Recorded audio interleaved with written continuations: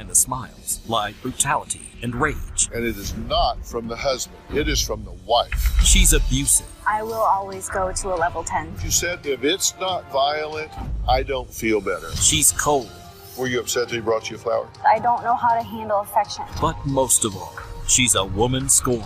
This scares me when I hear stuff like this. It scares you enough to go and have an affair? Let's do it. Have a good show, everybody. Here we go. I hate to see people suffering, and you've heard long enough. Stand by, Dr. Phill. I'm going to get you the help that you need. 5, 4. This is going to be a changing day in your life.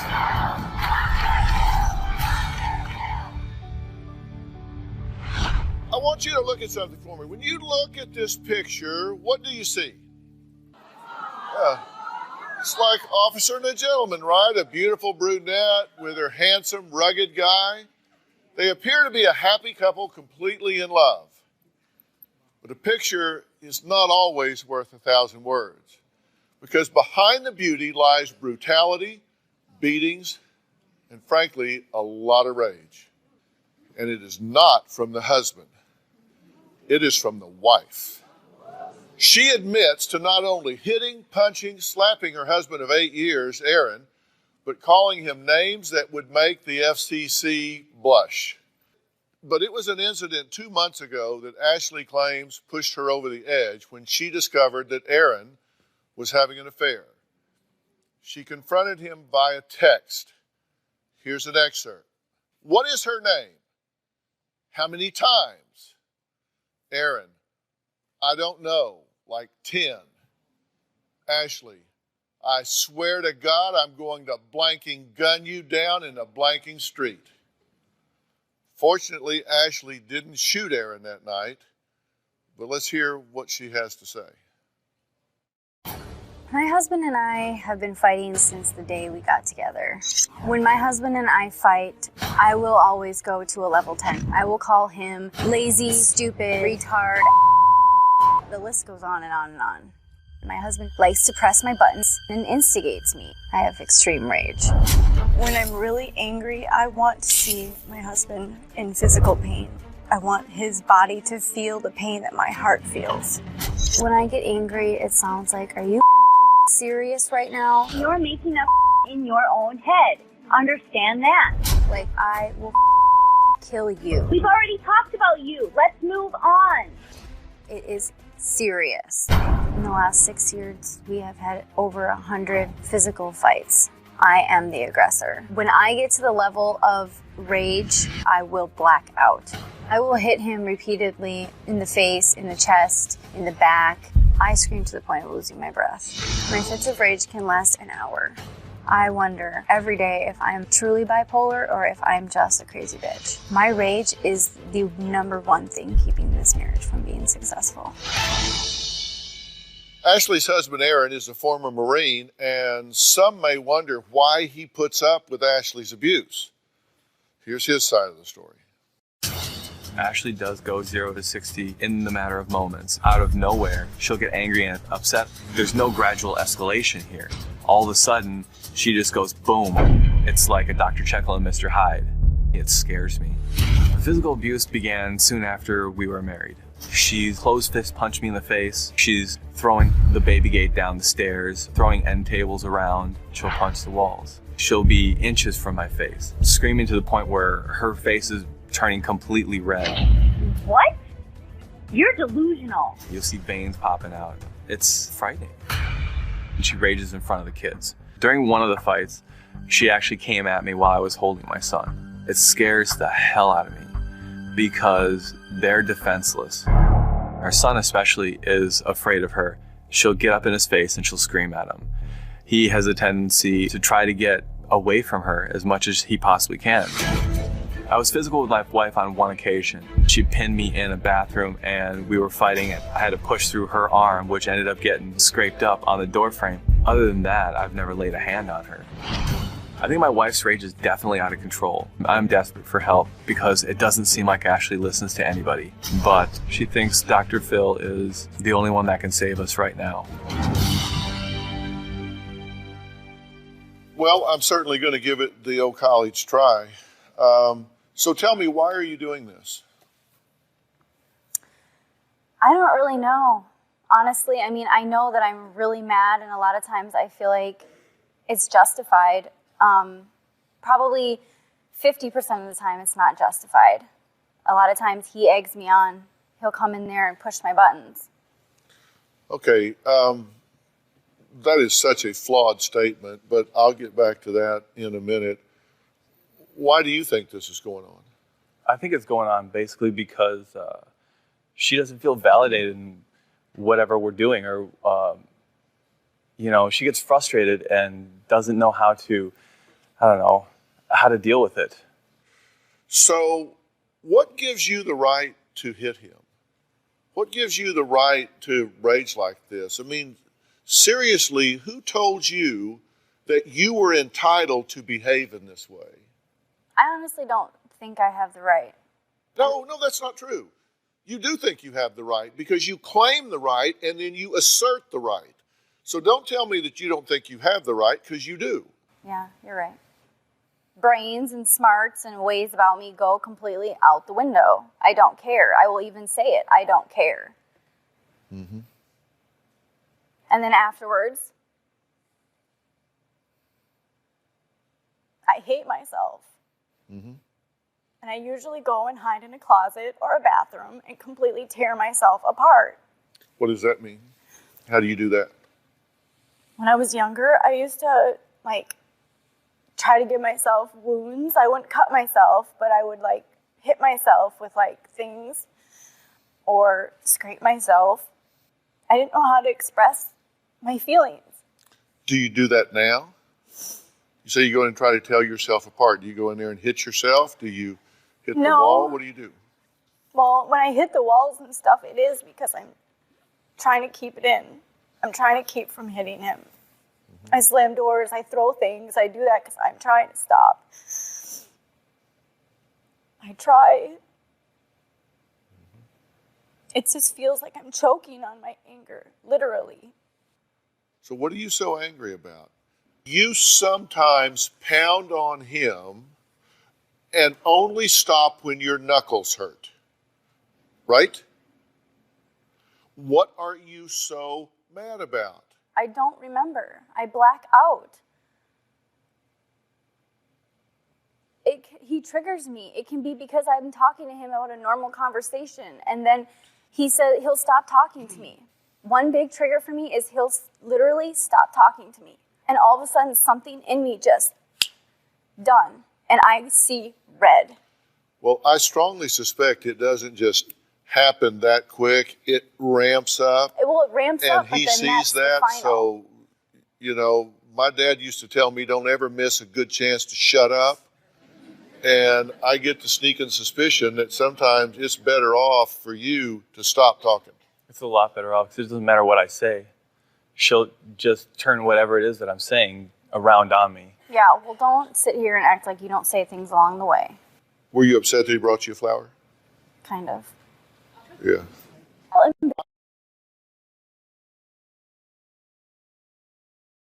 Why is he hanging around models and sending text messages saying, "Hi, sexy"? That doesn't help. We'll talk about that after the break.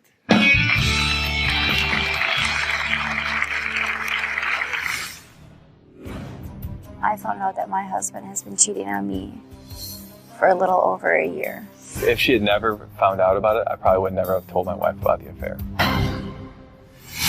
And later, so what the hell's the matter with you? You got somebody sitting in your lap, pounding you in the face with both hands. You say, "This is my daily life." What the hell's wrong with you? I have severe trust issues with my husband. The main issue in my marriage is the lack of trust from my wife. She always kind of treats me as either a child or a subordinate in some way.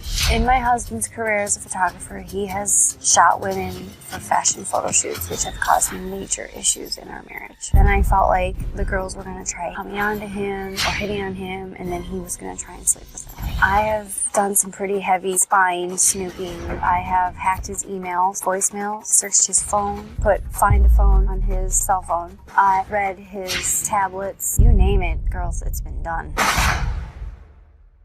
He's had one affair that you know about.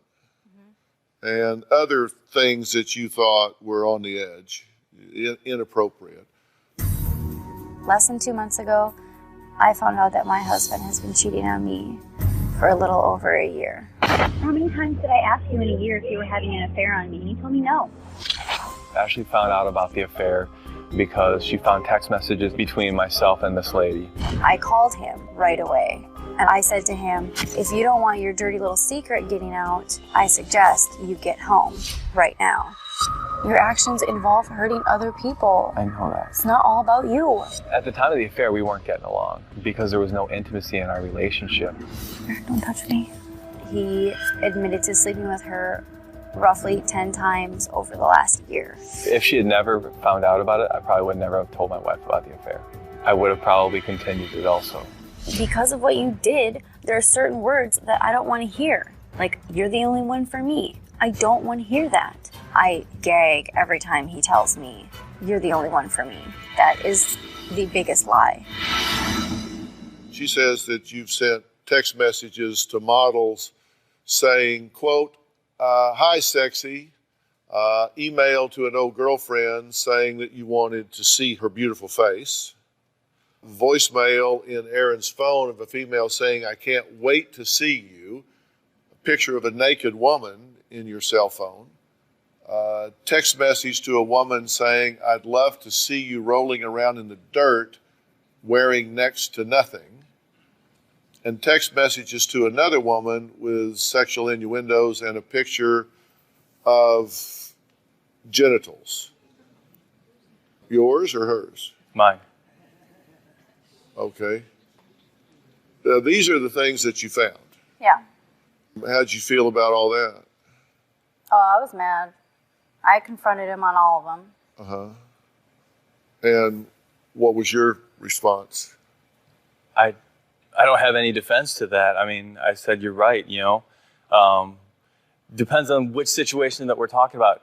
Everything basically before the affair, I was trying to justify it somehow.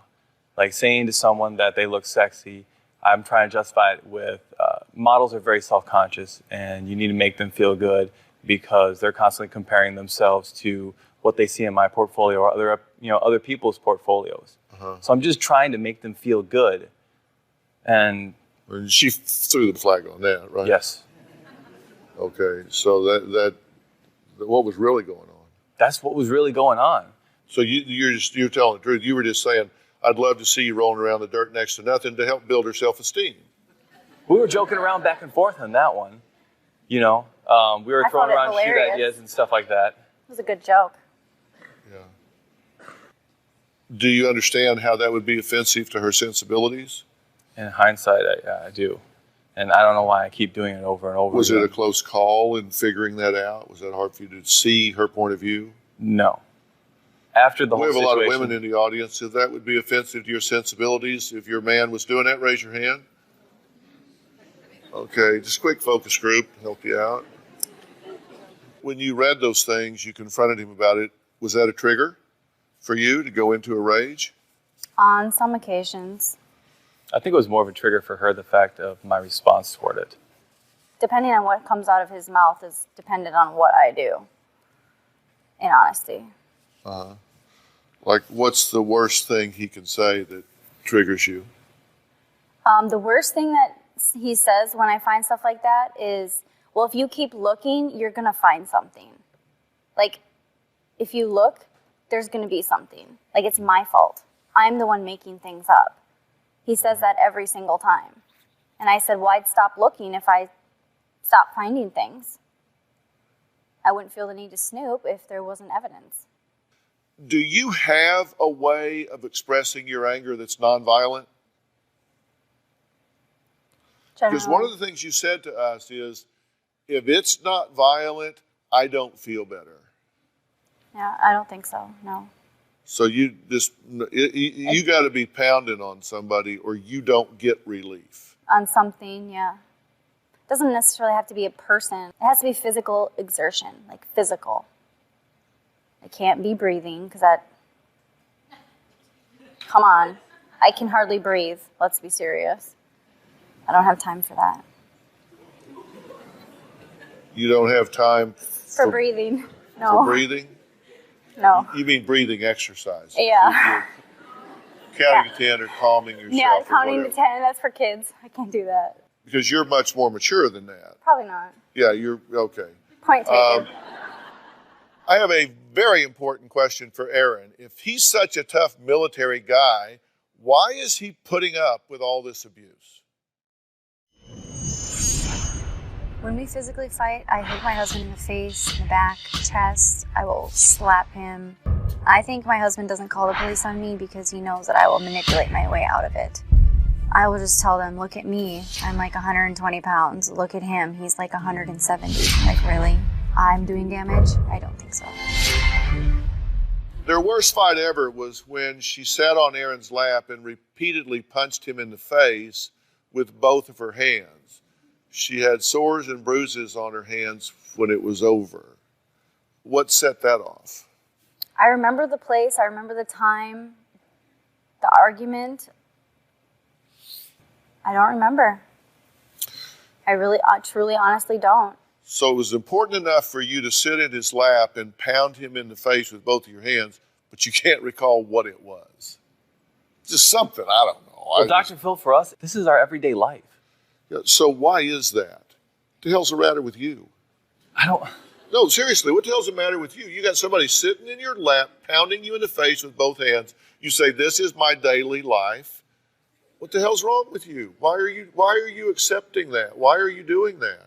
It seems like through the service and everything like that, I've been trained to put up with a lot of... No. I've been trained to do a lot of stuff like that. The service did not take your spine. It did not take your self-esteem. It did not take your ability to think. Don't tell me that military training taught you to allow someone to beat and abuse you and do it in front of your children. That's not true. It taught me that I was the strong one and I can take a lot.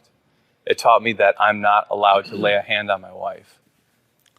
Did it teach you anything about being a leader? Yes.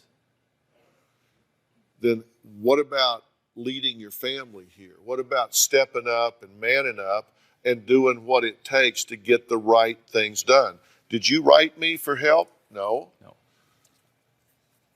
Your wife wrote me for help. She wrote me on November 4th of 2010. Then she writes again December 10, just a few months ago. 5 days after the affair.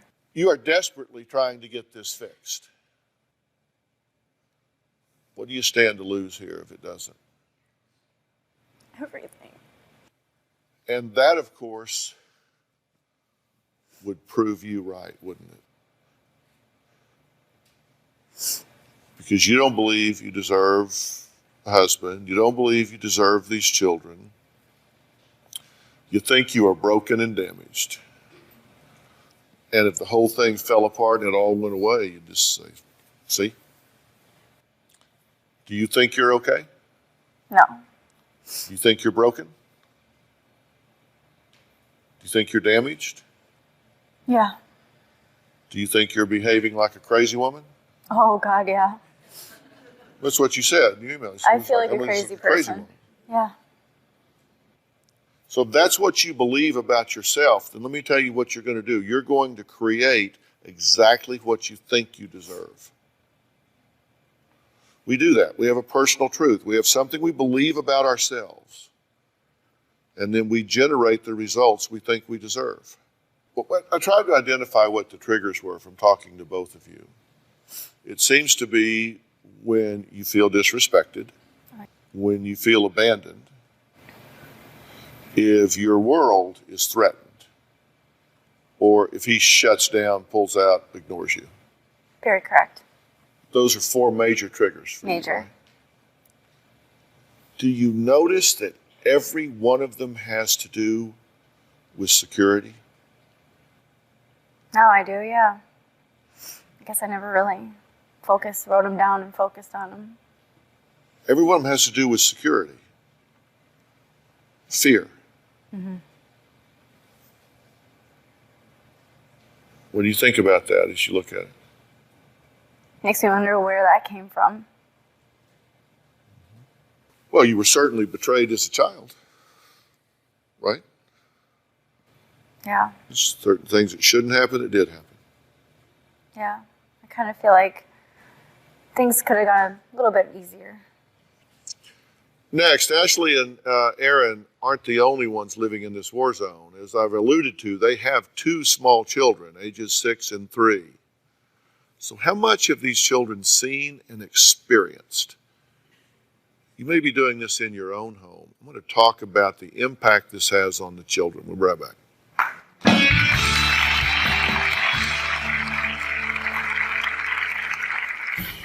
I do favor my daughter over my son. She's a lot easier. My daughter is a lot easier. She's easygoing. She's just happy. My son is exactly like me. He screams when he cries. It's really obnoxious noise. And I just go, stop it, stop. I have told my son before, when I'm really angry, quit crying, quit being a baby, knock it off. We always fight in front of the kids. We live in a very turbulent household. I have stood over my son and yelled and screamed at him in his face at the top of my lungs many, many times. And I still do to this day. My son shows many signs of having the same rage that I do. My son has social and emotional issues. I feel we're 100% to blame. Sometimes I wish that we wouldn't have had kids because we weren't ready, and obviously we are not that great together. If I'm being 100% honest, I don't think I'm a good mom. I would give anything to be a good mom.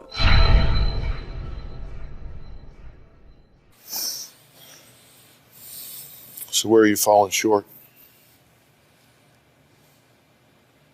My behavior. I yell at him.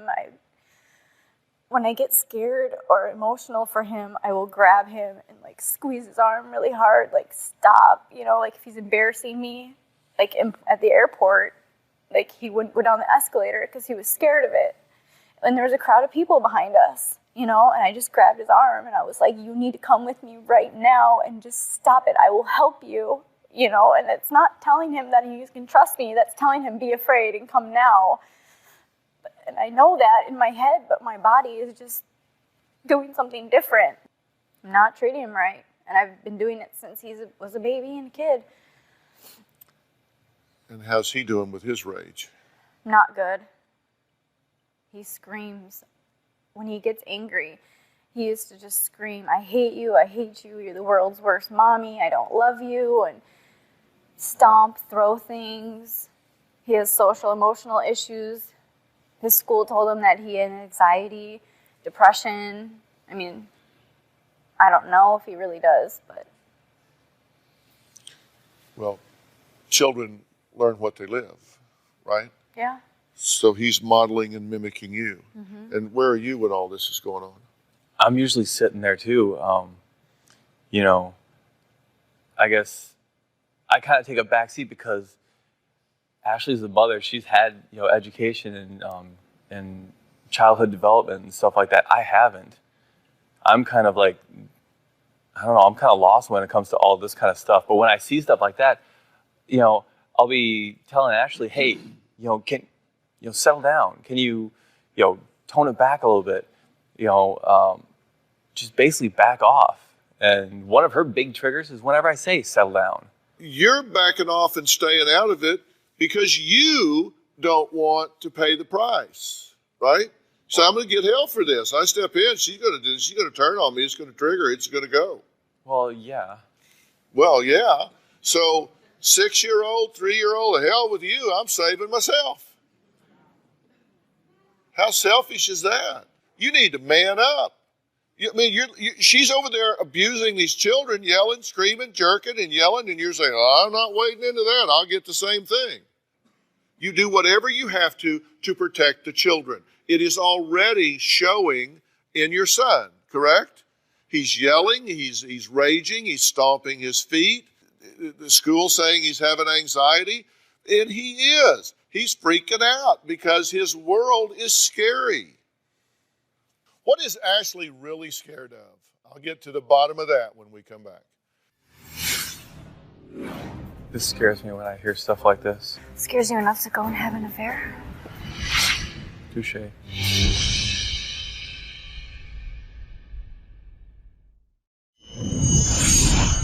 The sight of my husband makes makes me annoyed all the time.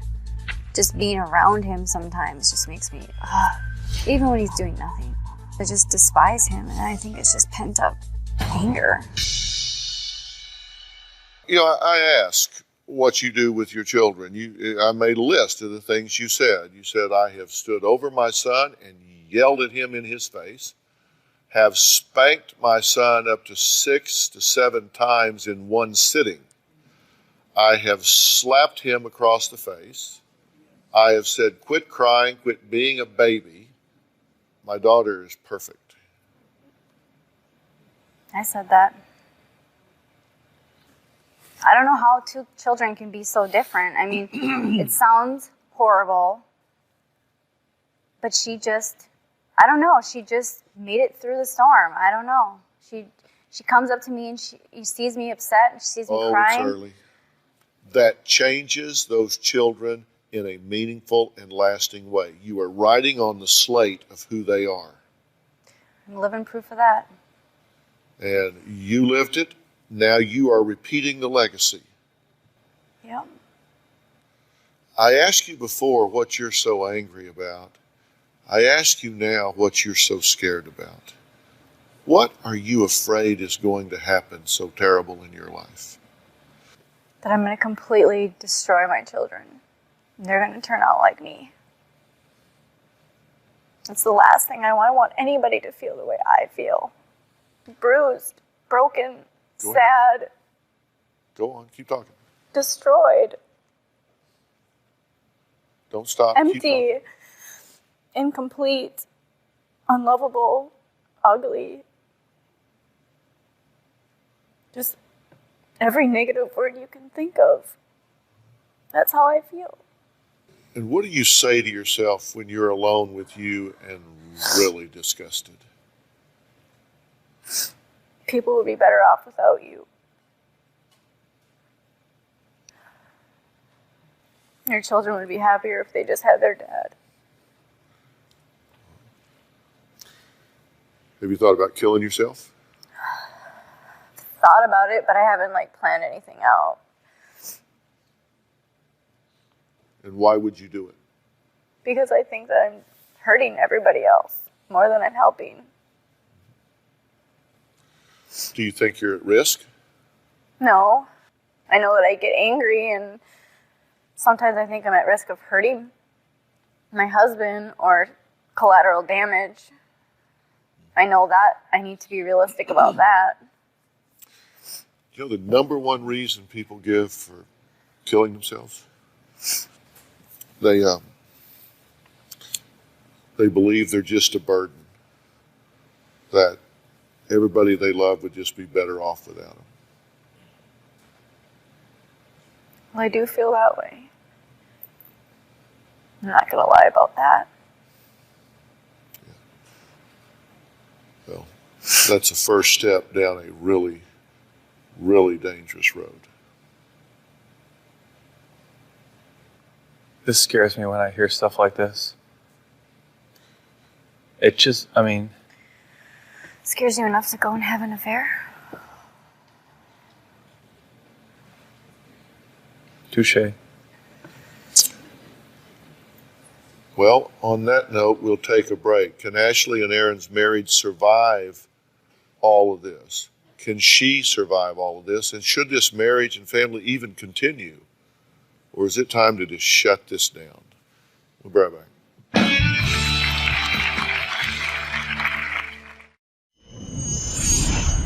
I've contemplated divorce on several occasions, especially after I see how this fighting is affecting our children.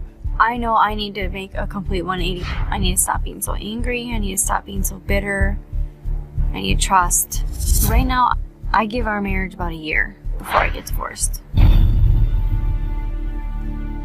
I asked you what you were so angry about. I asked you what you were so afraid of.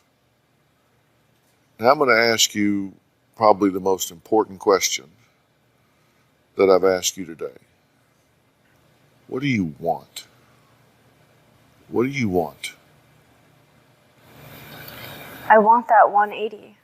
I want to be a completely different person. And I want to be a good mother. What if that was possible? Well, what would it mean to you if that happened in your life? It would mean everything to me. Well, I'm getting ready to give you a roadmap of exactly how to do that, and then I'm going to help you execute that roadmap. So what I'm getting ready to say, you need to hear with both ears. Everybody has a philosophy in life, and yours is get them before they get me. And it's just really hard to approach somebody if they're like this all the time, right? Yeah. Your children will learn that you are a source of pain, not comfort. Your daughter, too. He will finally say, what the hell? Unless you decide, wait a minute. What if I have a choice? What if I trust myself enough to take the risk of not getting them before they get me? What if I trust myself enough to just be me and see if people come to me or run away? What if I come out from behind this wall and find out whether or not I get trampled on or whether I don't? But you'll never know until you put them down. Tell me the 5 best things about who you are. I'm trustworthy. I'm honest. I'm loyal.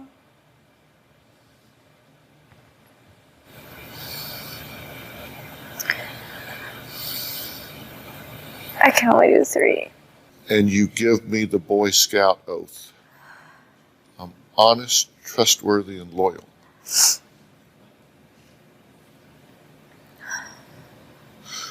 You don't have an answer. You can't even get to 5. You gave me 25 things that you hate about yourself. And you can't give me 5 that you like about yourself. I've never been good at that. Your self-esteem is on the floor. You didn't choose to put it there, but that's where it is. And when we're fearful, we often react in anger because it's our safest emotion, right? Oh, yeah. We get hurt less when we're angry than when we're open, when we're vulnerable. And so you're defaulting to anger to protect the self-esteem that you don't have any belief or confidence in. That is going to change. You've changed just being here today. You need help with this. You don't need couples therapy right now. You're not angry at him. He's just handy. I'm going to get you some help with this. I'm going to get you some help selfishly for you. I just want you to be selfish on your own behalf. I'm going to arrange for some very specialized help for you that's going to work on your self-esteem, your self-worth, and a whole lot of forgiveness. And I'm willing to do that if you will look me in the eye and say to me, Dr. Phill, I deserve it. It's my turn. Dr. Phill, I deserve it. It's my turn.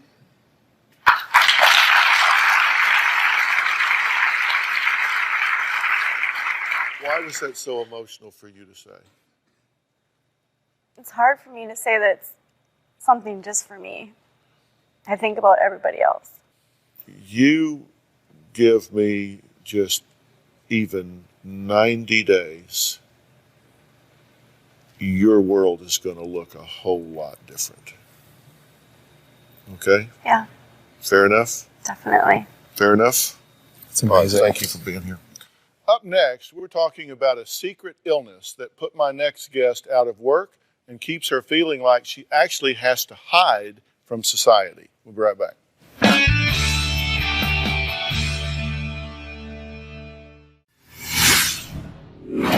Picking clothes out every day is a struggle. I constantly have to make sure my sleeves are long enough, or if I do wear shorts, they go to my knees. And I avoid wearing dark colored clothing.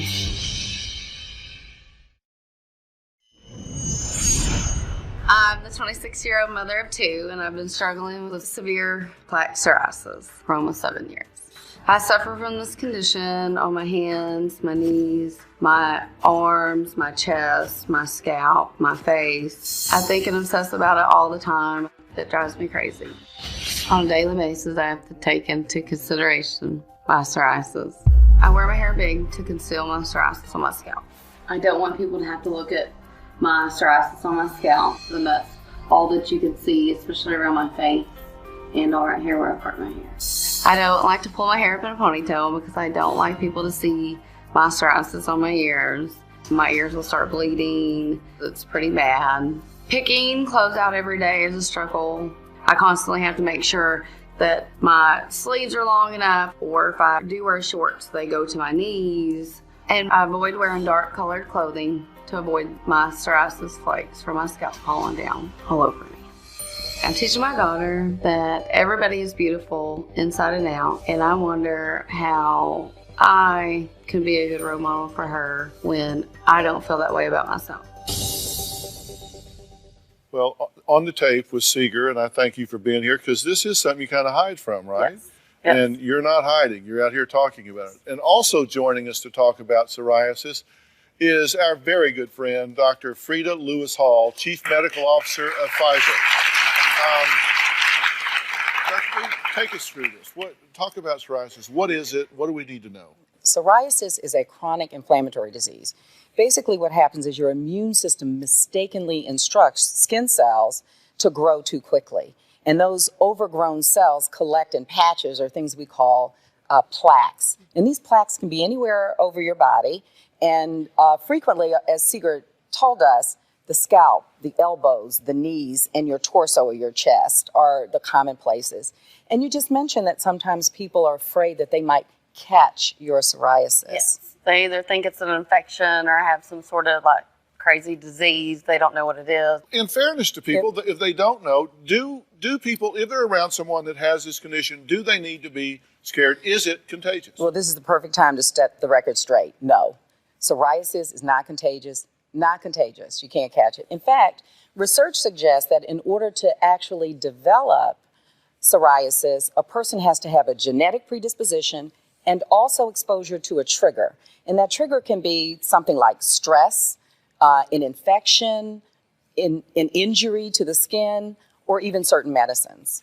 About 40% of people with psoriasis, more so in women, minorities, and young people, really report experiencing social discrimination, like being refused service at hair salons, not being permitted to use public pools.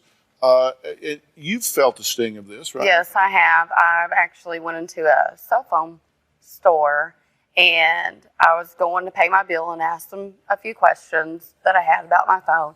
And I'd put my hands up on the counter, and the lady that was working just went back for me after she seen my hands when I had a really bad flare up, and she just went like this and like didn't want to, touch my phone or help me with my stuff. So, and being judged for how you look is bad enough. Even worse, when being judged has the kind of emotional distress that you just described, but also can aggravate your symptoms. The other thing is, though psoriasis alone is not enough, people with psoriasis also have an increased risk to develop other illnesses, depression, arthritis, heart disease, and diabetes. That's why it is so very important for people who have psoriasis to come forward, to speak out, and to get with a medical team that can help find the best treatment platform that may work for them. And I was really struck by your question. You said, what can I do to be a good role model for my daughter when I have this disease? So, for starters, to have the courage to be here, to tell your story, to help other people, what a wonderful role model that is for your daughter. So you should be really proud of yourself. In addition, you're working to control all these pieces of psoriasis, so to get as much control over this disease as you can. But you also show the grace to accept those things that you can't, and then to deal with those as best as possible.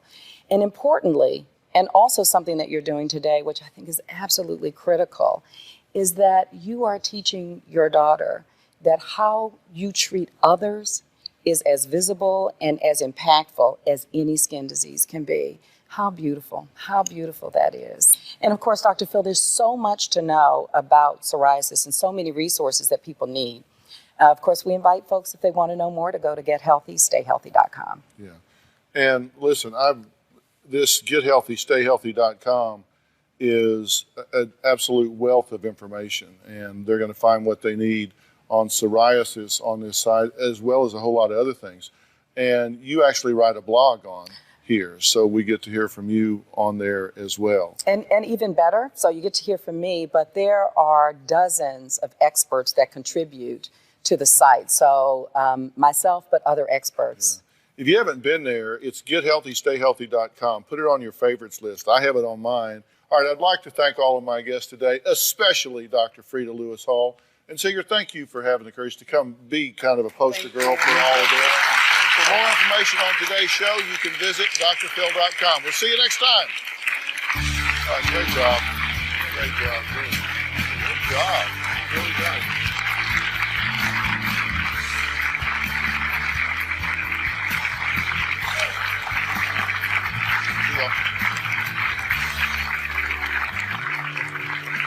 Andrew Singler. Her brother killed her boyfriend. I lost my two best friends. Was it murder? He could have called 911, but instead he left him lying there and ran away. Or self-defense? My son was attacked. Why did he walk into the apartment with an open knife? It wasn't open. He said it was. Let's do it. Have a good show, everybody. Here we go. I hate to see people suffering, and you've heard long enough. Stand by, Dr. Phill. I'm going to get you the help that you need. 5, 4. This is going to be a changing day in your life.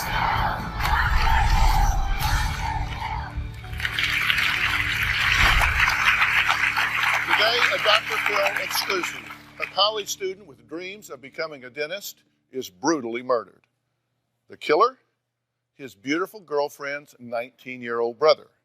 Now, headlines about the shocking murder had everyone talking. Michigan teen to face trial in stabbing death of sister's boyfriend.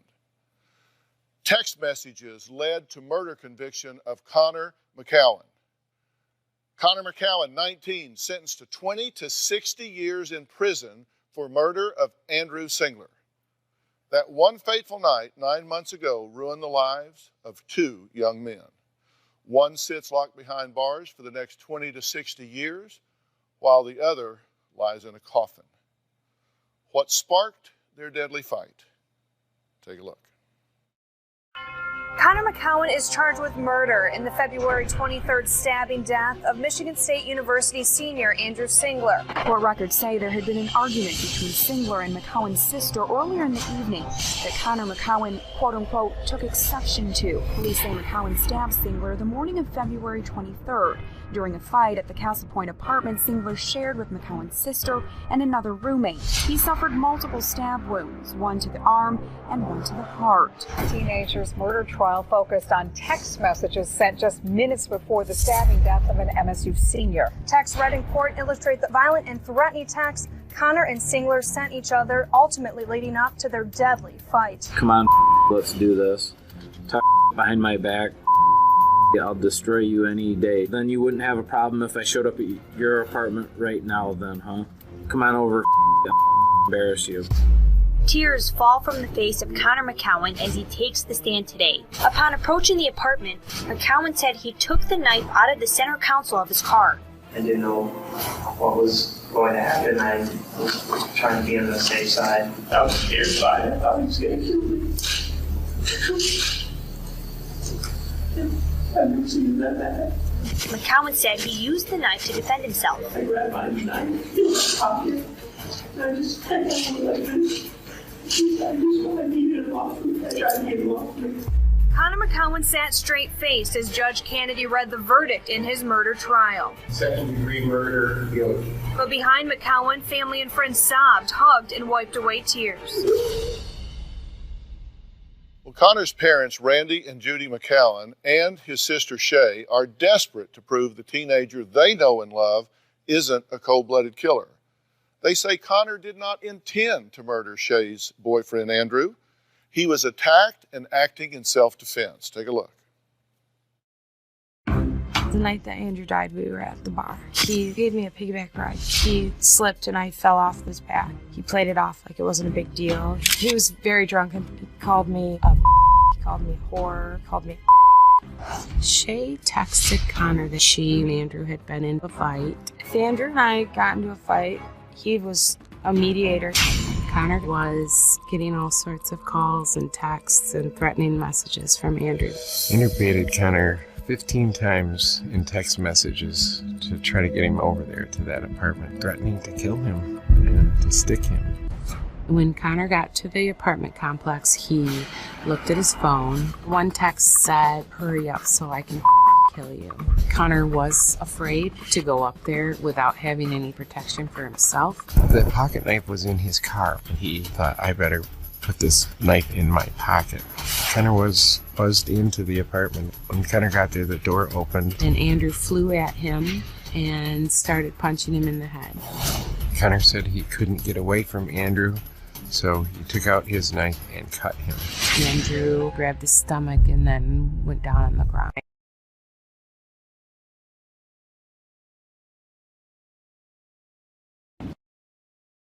I got a call from Andrew's mom. And she said, "Andrew's dead.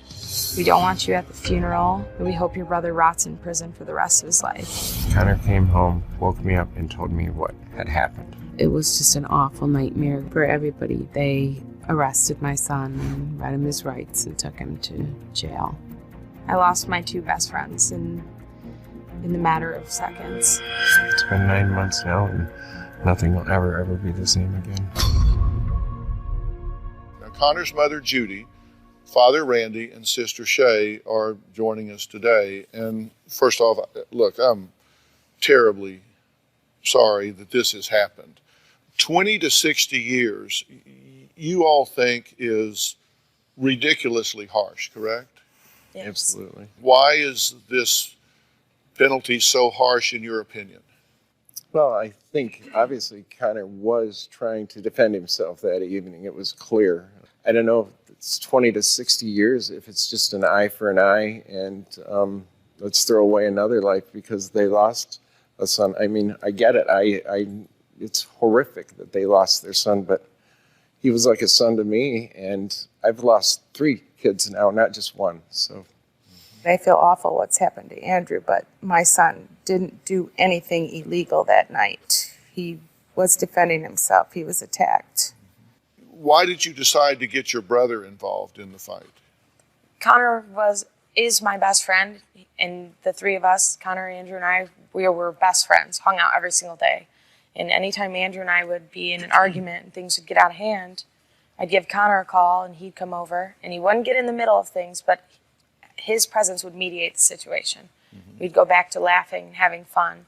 And that night I was so overwhelmed and I was in so much pain that I just texted him. Did your brother take it the way I did, that your rib had been broken because Andrew had attacked you? I'm not sure how he interpreted it, but my text message didn't wake him up. He read the text message after Andrew had called him once, and he asked me, "Are you okay?" And then I told him I was okay. Do you feel like you started the dominoes falling here when you texted Connor? I don't think so, because my text message didn't wake Connor up that night. If Andrew had never called him, Connor would have read the text message in the morning, and I could have explained then. Dozens of messages were sent between Shay, Andrew, and Connor the night of Andrew's death, as well as like 100 calls from Andrew looking for Shay. Will they prove Connor was fighting for his life? We'll be right back.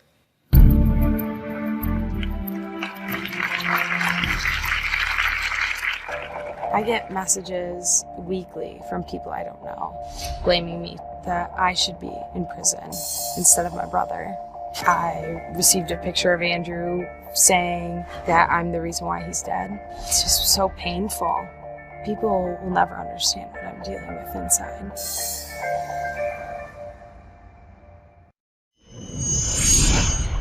911. My friend, he just been stabbed. I'm driving to Phill Hospital right now. I just got home to my apartment, and there he was. I don't know what to do. Do you want to stop and get an ambulance? How's he doing? Andrew, you with me, dude? I don't think he's doing too well. He's not responsive. All right, so we either need you to stop and get an ambulance coming to your location, or you need to get him to the hospital. I can get him to the hospital right now. Okay, so when you came home to your apartment, you found him in the apartment? Yes, he's laying right there. And is he unconscious right now? No, he's just breathing really hard.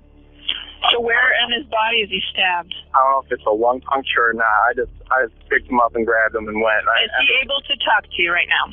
Andrew, can you say something to me? Anything, man? No, he's not saying anything now. He does. Actually answer your questions. You need to ask him who did it. Okay. We're almost there, dude. Hang tight, man. What's your name? It's Tyler. I'm his roommate. Okay. Is he breathing? Well, it's almost like he's choking or something. So I'm about to pull into the emergency in the ER. That was the 911 call made by Andrew's roommate. Now, during the trial, one of the most damning pieces of evidence was that after stabbing Andrew, Connor did not call 911. Instead, he ran. He drove all the way home, ditched the knife on the way, woke up his father, and told him what happened. Then, instead of calling 911 from their home, Randy and Connor drove back to Andrew's house to check on him. Now, if someone had made that call sooner, would Andrew still be alive? Hindsight's 20/20, but the prosecution made a point of all of this, correct? If he said it was self-defense, once he had incapacitated him and was no longer threatened by him, he could have called for assistance, but instead he ran and threw away the knife. And he was afraid, afterward, but he never thought that wound was something that would kill, that Andrew would die from. Well, let's take a look at some of the text that went back and forth between them. It was clearly inflammatory, but there was a very unusual undertone of civility between the two at the same time. Connor to Andrew, blank, I'll knock your teeth in, watch who you're talking to, you told me where you are, and I'm already awake. I have no problem finding you just to blank whoop your ass. Then Andrew back to Connor, oh, you're so hard, Connor, I'm so scared. Then Connor to Shay, okay, well, I'm about to get in my car and find him and beat the out of him. He's saying all of this blank about you and cussing at me and blank like that. So did you get that text? So you knew he was going to find him. I didn't think he would actually do it. I think he was just really worked up that we were waking him up with this. Andrew to Connor, I'm home, you blank idiot. Andrew to Connor, good call though. Connor to Andrew, then you're just adding fuel to the fire then, and I'll say anything to your face, blank. What makes you think I'd be afraid of you, all 5'11" of you? Ha! Andrew to Connor, good one, Connor. You're barely taller than me, blank. Andrew to Connor, ouch, you really got me. Andrew to Connor, you're pathetic. Connor to Andrew, then you wouldn't have a problem if I showed up at your apartment right now then, huh? Andrew to Connor, come over, I'll blank embarrass you. So that's their exchange. I mean, it sounds like a couple of little kids. It does, it was horrible. And then this one, which I thought was interesting, Andrew to Connor, blank you. Connor to Andrew, 20 minutes. Andrew to Connor, blank you. Connor to Andrew, I got to get gas first. That's what I mean. It's like, this doesn't sound like a homicidal maniac to me. When Connor's saying that, Andrew to Connor, great, hurry up. Andrew to Connor, so I can blank kill you. Then Connor to Andrew, will do. Andrew to Connor, not literally, but your ass needs to be beaten, and guess what, blank, I'm going to blank make sure it happens.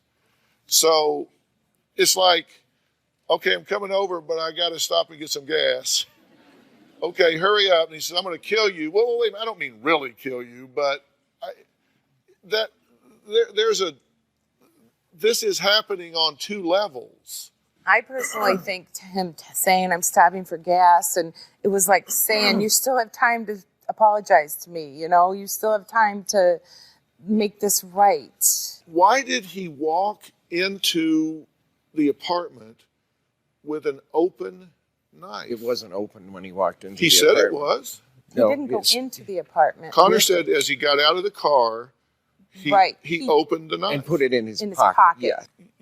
You understand how a prosecutor uses this and how a jury hears it. He goes from location A to location B. He shows up, opens a deadly weapon, puts it in his pocket, and then goes to the guy and then says it was self-defense. You understand? I understand how it appears, regardless but it of is that. legal to do. You can legally put a pocket knife into your pocket in our state. You can open it in our state.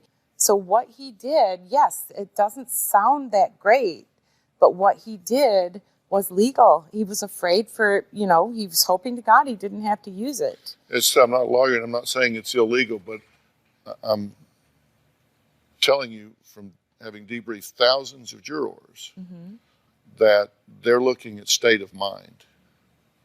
Okay. And he went in with a deadly weapon. All right, next, Shay and Andrew's relationship. Were they a volatile, toxic couple? Did Shay keep their troubles hidden from everyone close to her until it was too late? Is Connor a good boy who was legitimately afraid?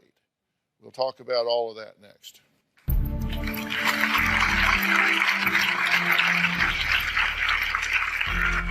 Connor does not deserve to be in prison right now. He is an overall great guy. We had about 40 letters that were written to the judge asking for leniency in his sentencing. He's got a big heart, and he wouldn't go out of his way to hurt anybody.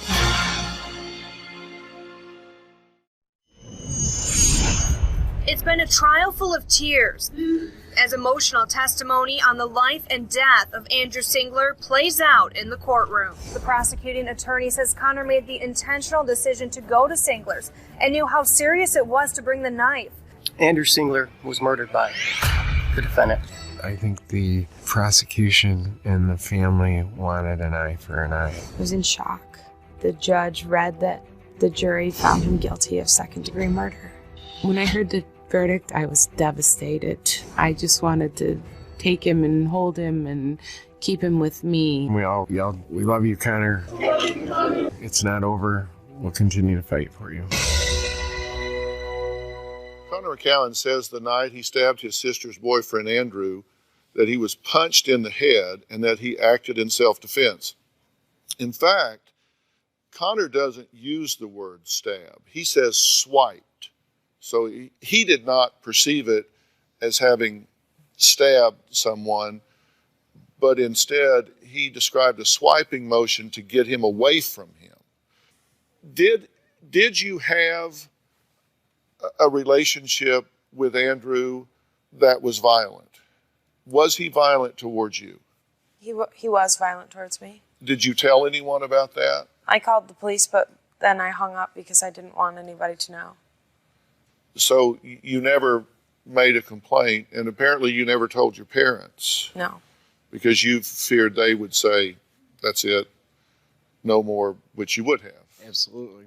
Did Connor have bruises or cuts or whatever that were documented by photograph that night of having been beaten about the head? When he came home to talk to us, is this a picture from that night? Yeah. Yeah. And you can see above his left eye, Mm-hmm. there's an abrasion there. Yep. He said he got hit on the top On of the the top head, of and his I head, also too. saw some scratches below his T-shirt line because he mentioned that, and the witness testimony also states that there was tussling going on, kind of call it wrestling, tussling after he'd been assaulted and hit 2 to 3 times in the head. Kind Connor said there was one on the top of his head, which nobody documented, but I also saw scratches because he said he had his head down, and he said so he cut him trying to get himself to exit himself from that situation. And the minute that he could, of course, Andrew fell, and then Connor told me the roommate said, "Run," which I said, "Why do you think that was?" And he said, because he thought, okay, now's your time to get away. The roommate was the one that tried to hold Andrew back. He said with all his might, Andrew got past him out into the hallway. Connor was not in the apartment, and the roommate testified he landed a haymaker. So if Connor had a concussion, we don't know how one acts at that point and what they feel in their head that they need to do to get out of that situation. So was Andrew armed in any way? No. He didn't have a gun or a knife or a.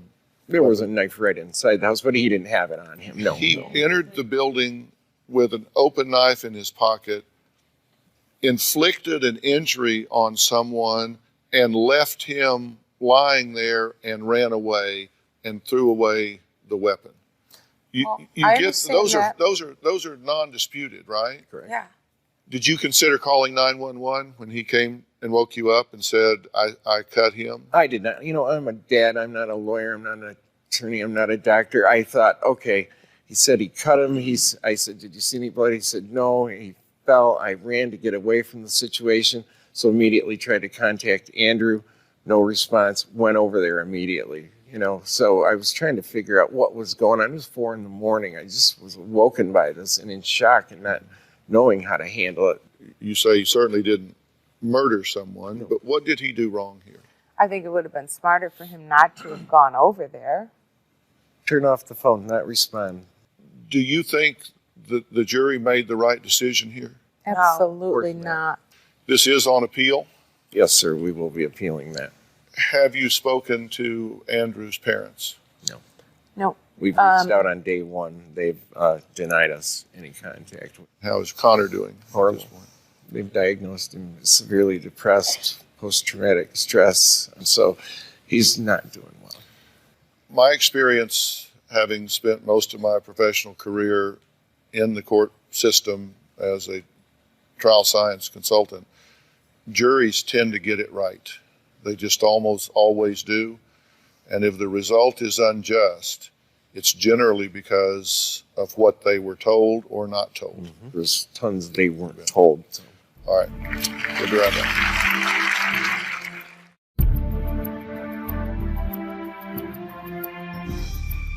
Alicia says her husband never laid a hand on her and never threatened to kill her.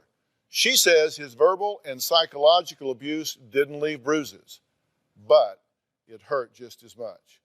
When she finally had the courage to leave him, the unthinkable happened. Ambushed and almost killed on her way into work. Last week, Alicia Waters was shot several times by her estranged husband before he killed himself. Leading up to this deadly day in Fort Thomas, police concluded that Dennis Mathis had become enraged because of his estranged wife, Alicia Waters' relationship with her new boyfriend. The couple was going through a divorce. Police say on the morning of August 6th, Mathis arrived early at the one place where he knew he would find at least Waters, at her job in Fort Thomas. From my witnesses, that when she arrived at the scene, he came running from the building between two cars and ambushed her right there in the lot. Mathis purchased a gun the day before the shooting. Since being shot 5 times, Alicia Waters continues to heal. Well, Alicia is not here today. She's not here because she's in the hospital. She's joining us via satellite from Shepherd Center, one of the nation's top rehabilitation hospitals for spinal cord and brain injuries. And Elisa is with her brother, Kurt. So, Elisa, Kurt, I'm glad to meet you and terribly, terribly sorry for the circumstance. Take me through the moment that this happened and you got shot. I remember everything. I remember walking into my place of employment, and when you walk in, there's an elevator with 3 flights. I, of course, was waiting for the 3rd floor. I kind of felt somebody behind me, and I turned to look. And he was standing behind me with a gun pointed at me, with the most evil look in his eyes that I've ever seen, almost satanic, I guess you could say. And he started shooting, and I fell to the ground. I begged him to stop. He shot a few more times. Thank God the elevator door was open. I managed to get my head to the elevator, let it bang my head against the wall a few times to play dead. I believe he shot me one more time, and the next thing I knew, he had shot himself in the face and fell to the ground. And this was after a period of time that you had actually gotten away from him, correct? Yes, sir. I've been gone approximately 5, maybe 5.5 months. You tried to get a restraining order, but the judge would not grant one. Why? She said that he was, that he wouldn't harm me, that there was no harm. She saw no reason to grant this. Because there was no threat of physical violence. Correct. Kurt, you look at this from the outside, and it's frustrating to you that the system failed your sister. Well, of course it is. I mean, she did, well, in my eyes, everything that she could to prevent the situation from happening. She went and got the EPO, and just because she hadn't been, hit and there was no bruising, it was denied. Sometimes people just don't understand two things. Number one, that abuse can be just as hurtful if it is verbal and emotional and environmental in terms of being controlled and isolated. And they don't understand how quickly it accelerates from that sort of abuse to physical and life-threatening abuse. And we know that one of the most dangerous times is when you are separated from your abuser. It's called separation assault, because abusers want to control, they want to dominate, they want to be able to get real tight grip on you to make sure you do what you want them to do. And when that grip loosens, then they panic and they go to the next level. They go to something desperate. And Alicia, thank you so much for coming and helping and sharing your story.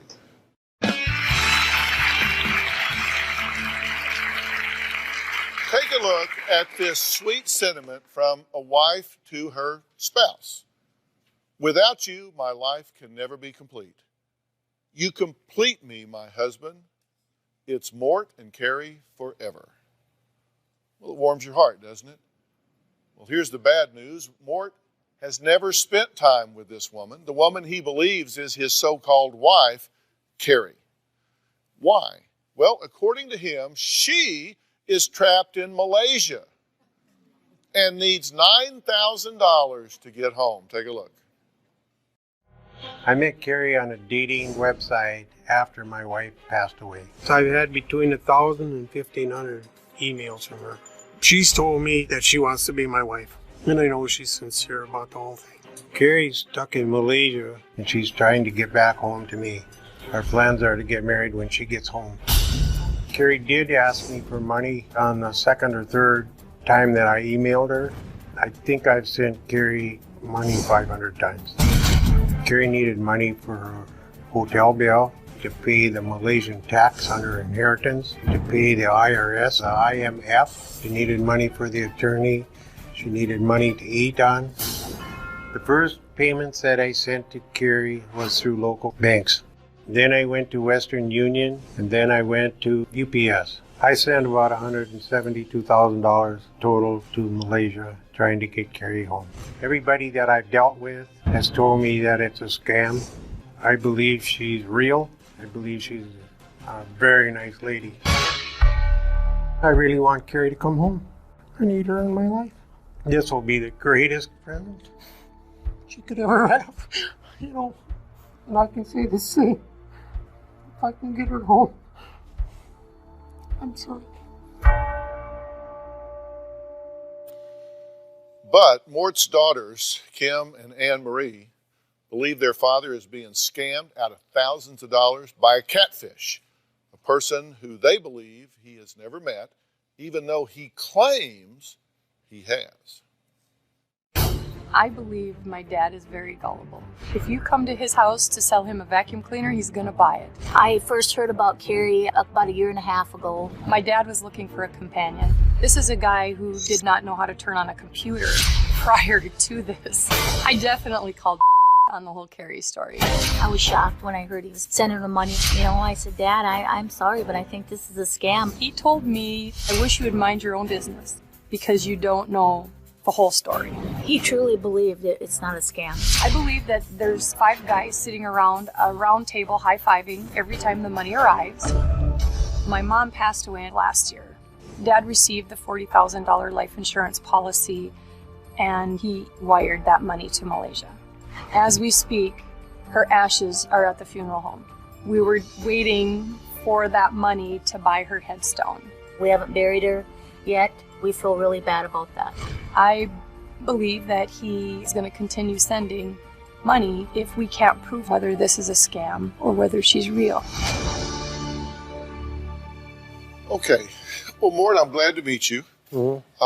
And you know that your daughters believe that this person is not real. Yeah. Let's talk about what you know about Carrie, who you love. She says she's an only child and that both of her parents are deceased, right? Mm-hmm. She's part Malaysian. She went to Malaysia for her mother's funeral, right? Yeah. And she inherited $2.75 million? That's what they say. And she owns a home in Rapid City, South Dakota. Right. Okay. And she's an RN, but she's not working right now. She's unemployed. She just got through with RN school when I met her or got to know who she was. Okay. And she's stuck in Malaysia and she's trying to get the inheritance back to the U.S. Yeah. Her mom's attorney met her at the funeral and told her about the inheritance. Mm-hmm. So that was a surprise to her. Yeah. She had no idea at all that she had any money over there. How did y'all connect initially? My wife passed away about 4 years ago, and so I got pretty lonesome. I got on this mating game, and this gal, her profile came up, and she's a nice-looking gal.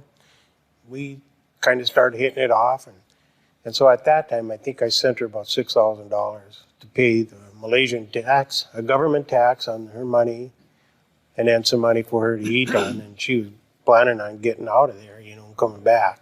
But yet you say you've met her. Yeah. Where'd you meet her? I went on a service call down at, actually it was east of Rapid City on Interstate. And I emailed her like the day before, and I told her that I was going to be coming through Rapid, and I asked her if she wanted to have lunch together. This was before she went to Malaysia? Yeah. And this is how long? It's been going on for a year and a half. And how much have you sent her? A lot of money. We're talking about a lot of money here, because if you, in September, you sent her $9,810 because you gave us the records for this stuff. Then in October, $20,000. Then November, $18,000. December, $28,000. January, $5,500. It just kept going along until you get to a total of $138,873. Did you ever decide maybe you just ought to go over there to Malaysia and see about this? Yeah, I don't have a passport, so. Well, you can get one for less than $138,000. I realize that. We go down to the courthouse and they'll give you one down there for about $1. Yeah. All right, well, let's take a break. I got to take a break. I need to take a break. Mort says he was banned by Western Union from wiring any more money to Carrie Davis in Malaysia. So he found another alternative. Find out how he got $21,000 out of the country and why it could land him behind bars. We'll be right back.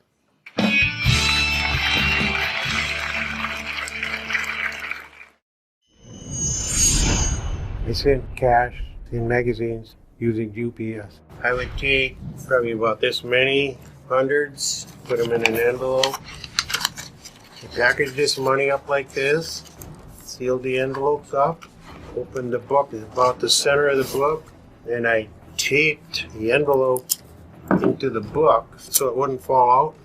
Then I put another envelope in and taped the third one in there. So if they opened the envelope up and took it out, the money would still be in the book, hoping that Carrie would get this, sent it with UPS. We did it several times. It worked fine.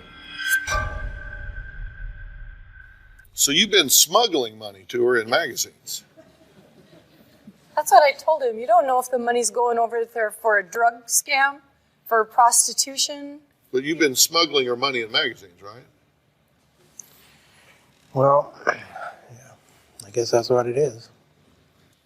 The penalties for doing that, bulk cash smuggled out of the U.S. without reporting it, is imprisonment for a period of up to 5 years, and they can seize all the money and any of the property associated with the person who's sending the money. They can seize your property, they can seize your farms, they can seize everything, and they're being very, very rigid about this because they don't want people sending money out of the U.S. and getting it to the Taliban or other enemies of the United States. And they take this very seriously at this point. Absolutely. And UPS has been put on notice. They see this continually. They report that to the federal authorities, and they're actively probably have 100 investigations going right now on this type of smuggling. Well, I couldn't figure out how he was sending it since he was banned from Western Union and everything else. So I asked our local UPS guy if Dad was sending any packages, and he goes, yes, he is. And he called his supervisor, and I got on the phone with her, and she said that they have been investigating Dad for quite a while. That's not good. Now, one other thing I needed to share with you, Carrie says she's stuck in Malaysia, right? She says she's stuck there and she's trying to get her $2.5 million inheritance before she returns back to the U.S. But we found that same picture here. This is Carrie, right? Mm-hmm. This woman right here that you say you had lunch with in South Dakota, who's now in Malaysia trying to get 5 steel boxes of cash out on a boat, is actually listed on a mail order bride site in the Ukraine. How you reckon that's happening? I don't know. By the way, we're showing these pictures knowing that this is probably not the picture of a scammer. Whoever she is, we want her to know her photo is being used to perpetrate a scam. So we're not saying that person is a bad egg. Mort, it breaks my heart to tell you this, but not one thing about this story confirms to be what you're told it is. Carrie Davis is a made-up persona.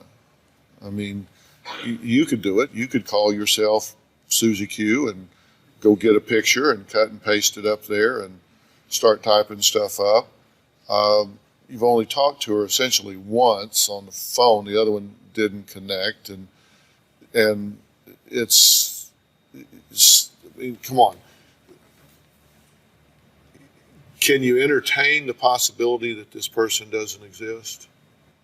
Oh, I guess I'll have to believe it. I mean, you've investigated this thing, and all I've done is probably send 1,500 emails to her, and she basically told me that she wants to move over here and get married and bring her all of her money over here and everything. But you know, the truth is that if If that was the case, it would have happened by now, wouldn't it? Well, yeah. I mean, I've been going on for a year and a half on this. And the thing I want you to do is stop sending money. Well, I'm not going to do it anymore. And look, they're investigating you. You can't be doing this. Yeah. He wants to send $9,000 when we get back. You do? You want to send $9,000 when you get back? No. Well, she wanted me to. Yeah. Carrie did.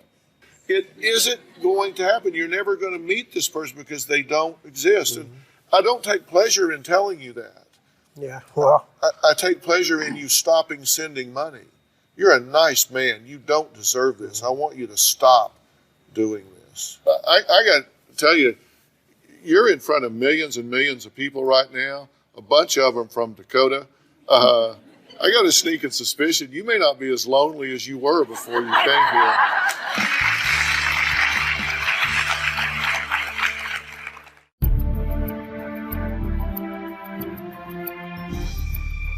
Alicia, I know you have an overwhelming amount of medical bills, and when Aflac heard your story, they wanted to help. Aflac provides protection that allows people to focus on recovery because they know they will have money to take care of whatever they need. Now, while you focus on getting better, Aflac stands behind you so that you can stay ahead of your bills. Alicia and Kurt, Aflac wants to give you a check for $25,000 just to help you. There to give you the check is Aflac's Chief Operating Officer, Teresa White.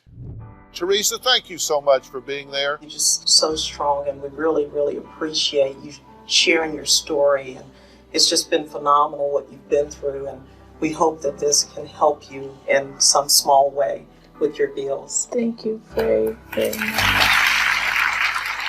So thank you so much, Teresa and Aflac, and also a very special thanks to Doug Kane, former Supervisory Special Agent of the FBI and President of Risk Control Strategies. If you or someone you know is in an abusive relationship and needs help, please call the National Domestic Violence Hotline at 1-800-799-SAFE. That's 1-800-799-7233. Thank you so much for being here. So long. All the time. You're a baby. They may be wives. It's not your money. We're a couple. I earned it, so get this in your head. But are they equal partners? I feel like he's my dad.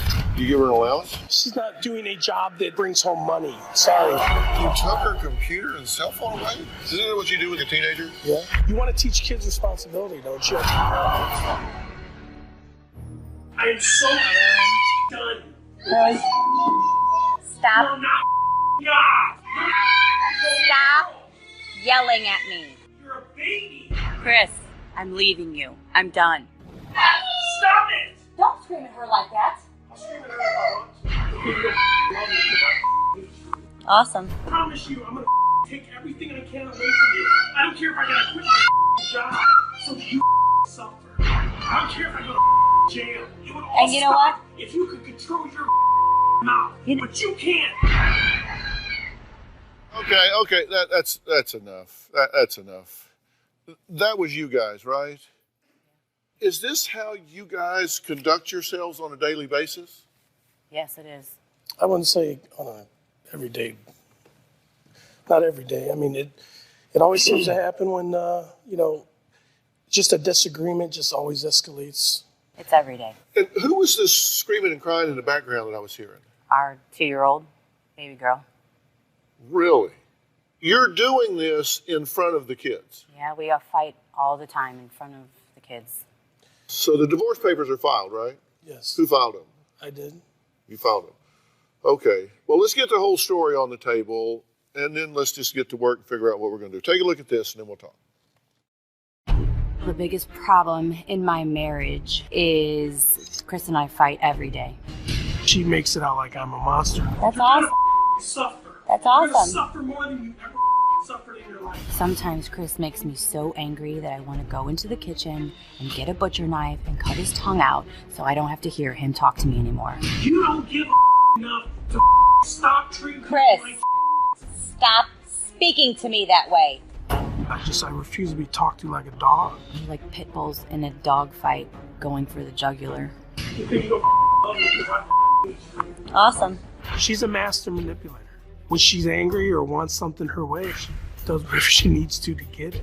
You tell me all the you went through with all your boyfriends. My husband constantly accuses me of cheating on him. I absolutely am not cheating on my husband. Control is a very big issue in our relationship. You can't control me anymore.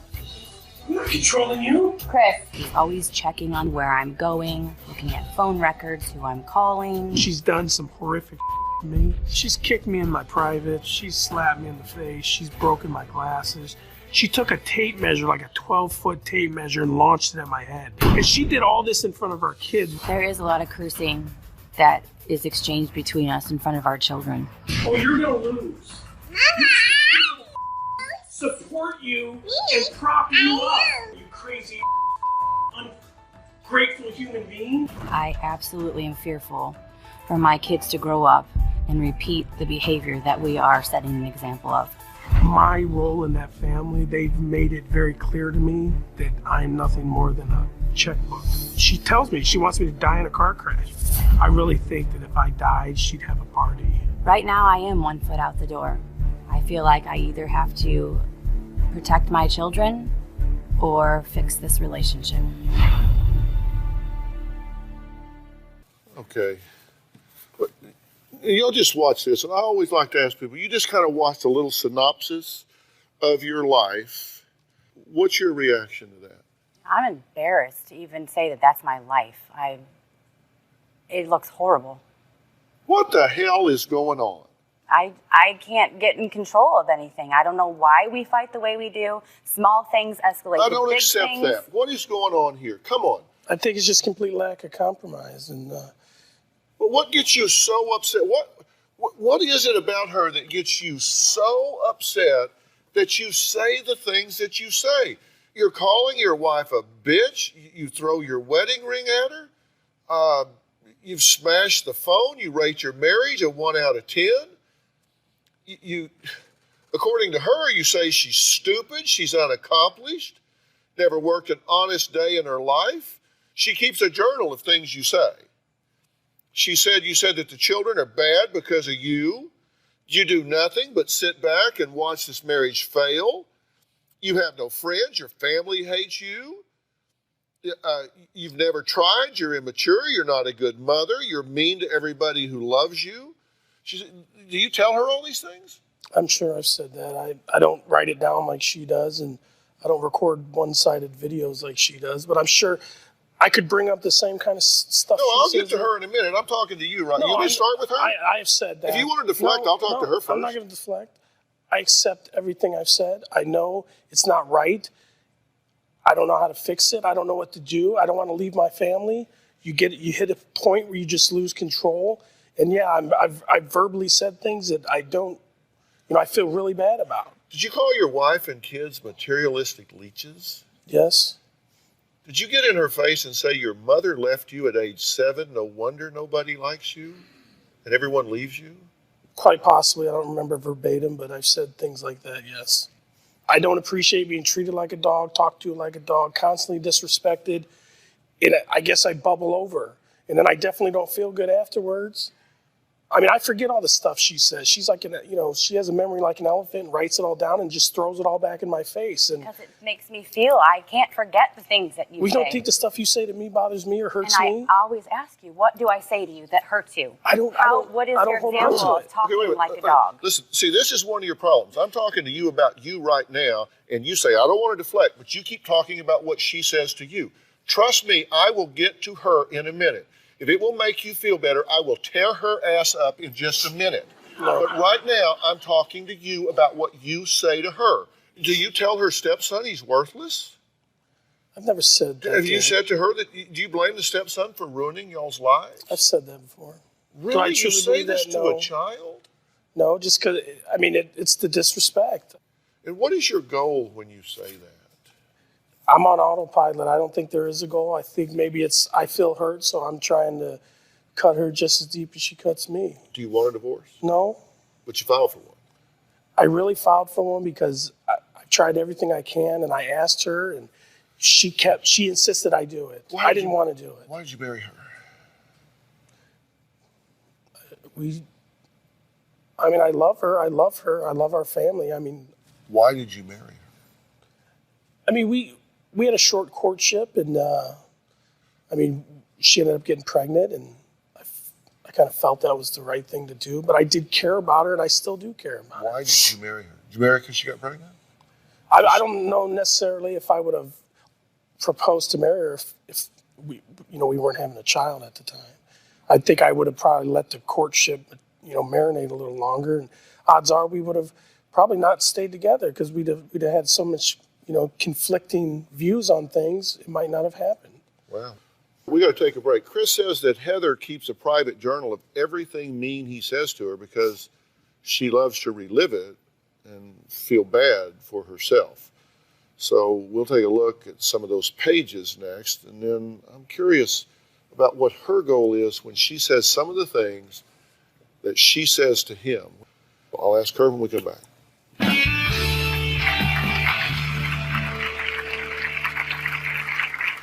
Coming up, do you hit him and slap him? I have. Did you say you wanted to cut his tongue out with a knife?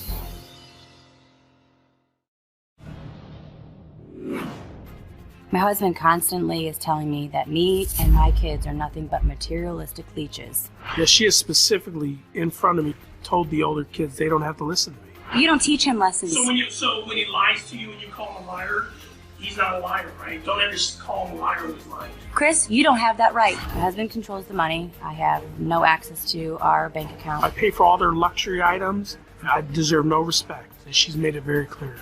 So you're telling me in exchange for your money, you're allowed to mentally abuse? You use me financially, but you want us to be a family, but you don't want me to have any say over your children.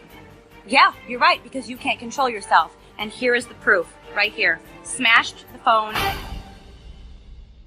Well, that was Heather, who videotaped several arguments with her husband, Chris, in an effort to prove his alleged mental abuse against her.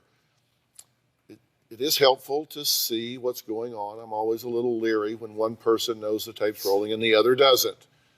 Somehow the person that knows it's rolling always seems to come out a little better. She says he calls her a bitch and throws his wedding ring at her. Now, Chris says his wife has a history of abusing him by hitting and slapping, threatening him with a brick, telling him she hopes he dies in a car crash, calling him a loser, and other choice expletives. So, Chris recently filed for divorce, and the papers are right here. Will he change his mind about this, or should he even change his mind about this, or should he go right along with it? Now, it's interesting to me, y'all have been married how long? 6 years, March 23rd. Yeah, well, this is your journal, which you allowed us to look at. Yes. Thank you. 6 years ago, you wrote, may I read this? Yes, you may. I'm getting a divorce. Again, not sure whether to believe Chris, but I hate my life. I sleep to escape my non-loving relationship. Chris has turned out to be an abusive, resentful, nasty, non-social asshole. I miss my life with people who like me. It's not that I miss drinking and partying, but I want to feel liked and appreciated again. I really want this to be over. I'm afraid to be on my own again. I always struggle. I will try to get a job. I'm not sure how I'll be without my son every day. I don't need Chris to support me. I want to go back in time and make the right decisions, but there are no redos. I feel as if there's no point in trying to be a better me with Chris around. He brings me down. I'm his verbal punching bag. You wrote these 6 years ago. You could have written these yesterday. I recently got that journal out because I haven't written it in a while, and I ran across it as I was unpacking things, and reading that, it just brought me to tears because I realized that so long ago it was still my life right now, except 6 more years of damage to my kids. What do you think about the fact that she wrote these things to herself, not to you or anybody else, but just privately to herself 6 years ago? I'm sure, obviously, everything I've said to her has cut her pretty deep, and she's held on to it. And I don't know. I mean, I'm not that type of person. I don't dwell on everything. And I mean, it's like it's never can get fixed because every little thing I've ever said to her just builds up to a bigger, But you don't stop saying those things. Well, you don't stop doing a lot of things yourself. You're not innocent here. I didn't say I was innocent. Absolutely did not say I'm innocent. Your constant badgering of me, constant complaining about everything, then the insults, and then you wonder why I threw that wedding ring the other day. You really do. Do you hit him and slap him? I have. Did you hit him with a brick? Yeah, I hit him right in the arm while with the he brick. was holding the baby? Yes, I did. Did you say you wanted to cut his tongue out with a knife?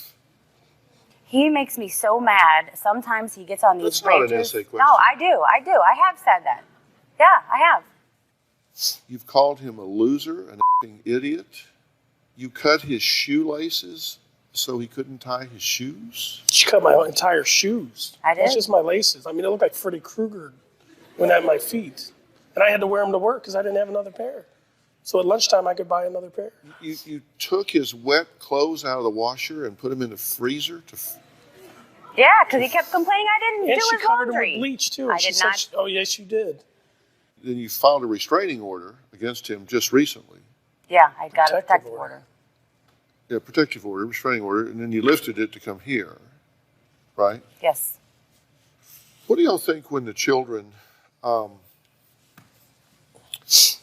beg you, crying, to stop fighting?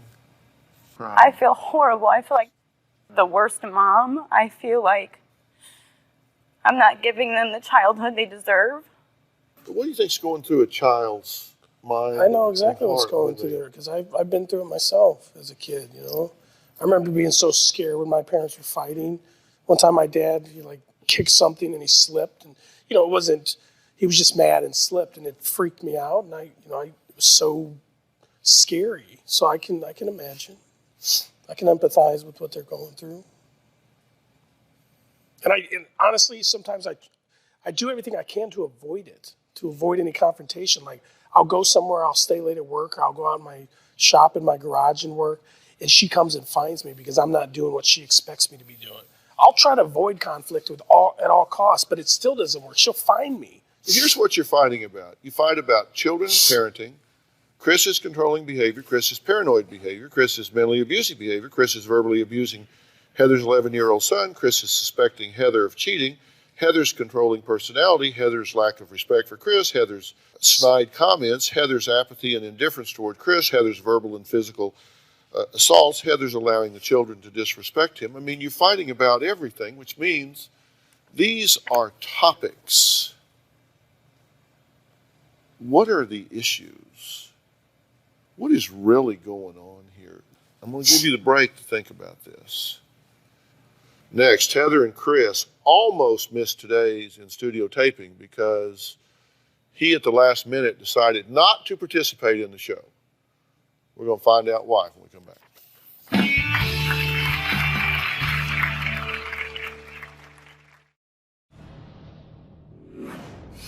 This morning when we woke up, we were supposed to be getting on a plane to come to the Dr. Phill show.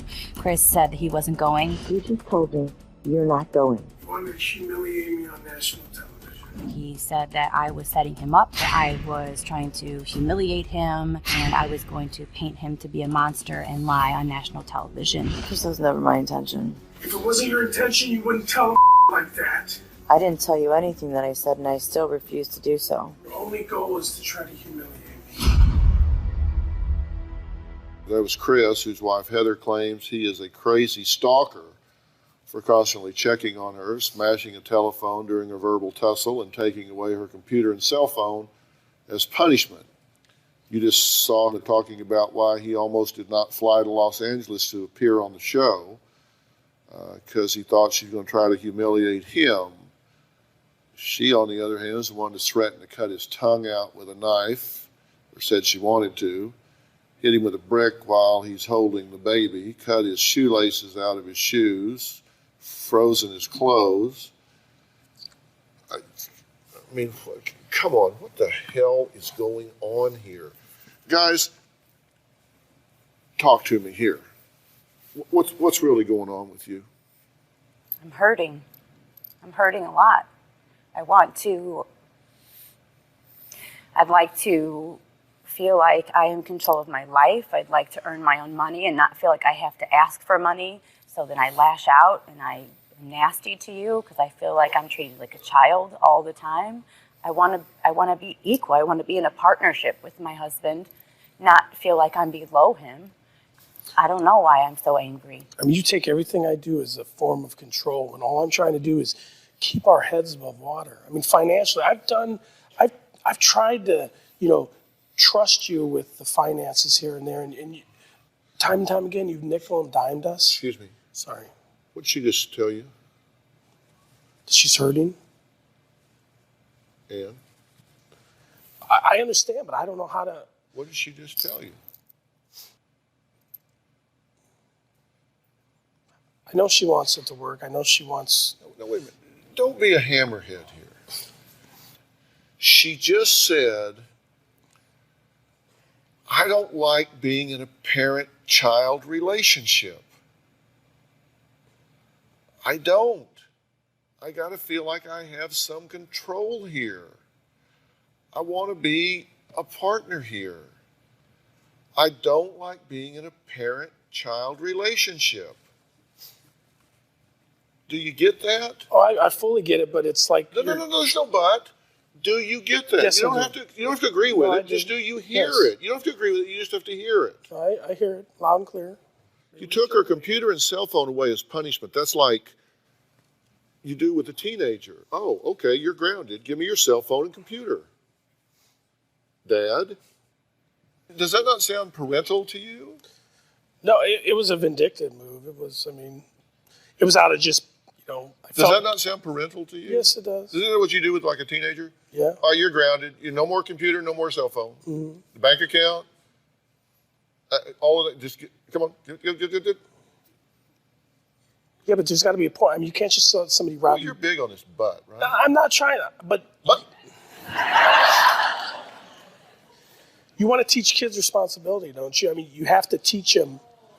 I can't let her bankrupt us. Kids responsibility? I was using kids as an example. You're a little misogynistic.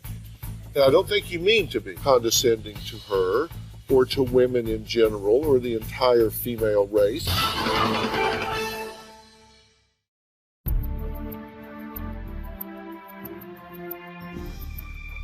She has no access to the phone account, bank accounts. You give her an allowance? I give her money to. Yes. Yeah, of course. I mean, I'm the one that makes the money. I have to give her money to do things for around the house. You're the one that makes the money. She doesn't work, so she doesn't work to get. She's not doing a job that brings home money. This would be a good time to stop talking.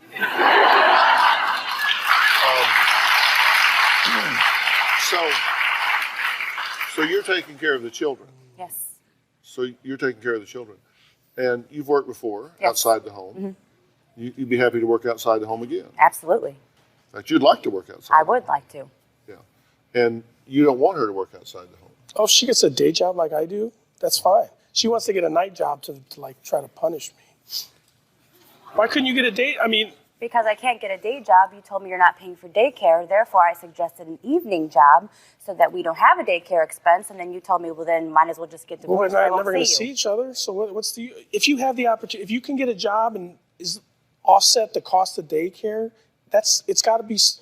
You have to be able to at least do that. Otherwise, we're actually losing money. So if you want to do it just because you want to get out of the house and have a social life, or that's.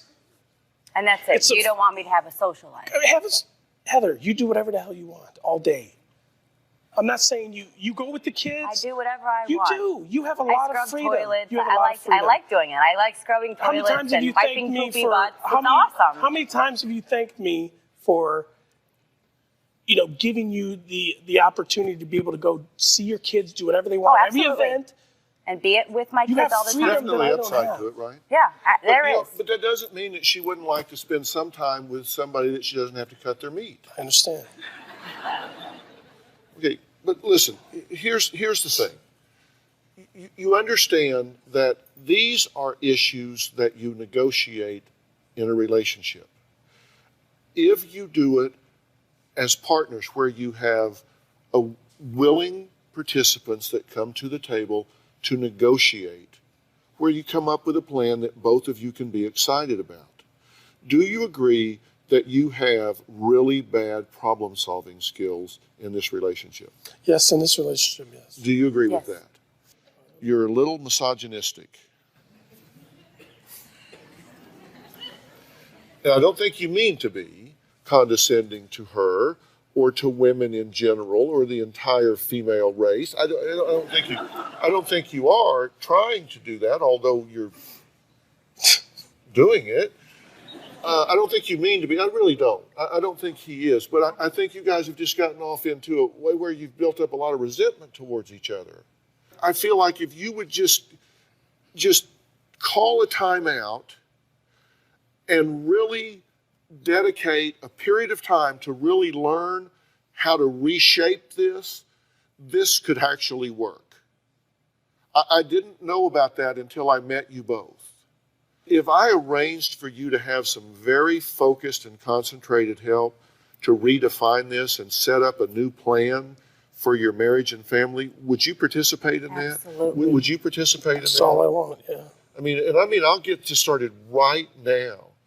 I can't fix it. I need somebody else. You'll take that help, right? Oh, yeah. This hasn't been too painful, has it? No. Why did you laugh when you said that? I kind of had a feeling something like this was going to happen, but I didn't care as long as I felt like I could You thought fix something this. like what was going to happen? I don't know, get painted to look like a monster. Well, I thought painted you to look like a monster. No, but those videos sure did. You sent the videos. I didn't send them. She sent them. That's what you do. That's how we feel. Yeah, but it's easy to. I wish I'd have videotaped the other side of that conversation. You didn't have to because I came behind you after you quit trying to deflect. I came behind you and was very honest about the fact that she was cutting up your clothes and shoes and threatening you and hitting you with a brick. Didn't I tell the truth about her side? Yes. This wasn't all you, right? I made out that you were both looking crazy. Right? And now I've said that I think you're both nice people and that we can actually turn this around and save this little family. So it's actually turning out okay, right? Yes. And now you have these divorce papers. You want to tear those in half? Sure. Thank you. All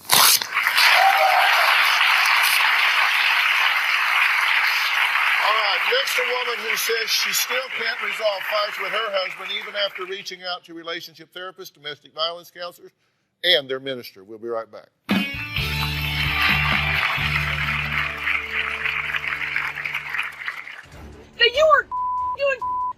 Our fights get very intense and heated. Yelling. Blah, blah, blah, blah. Swearing. Not Name calling. Intimidation. I don't live here for a way you do. No, I don't. Sure you do. No, I don't, Sam. Threats. Then we shut up. Whatever, Sam. There are fights and arguments that have been going on for the last 10 years and never been solved.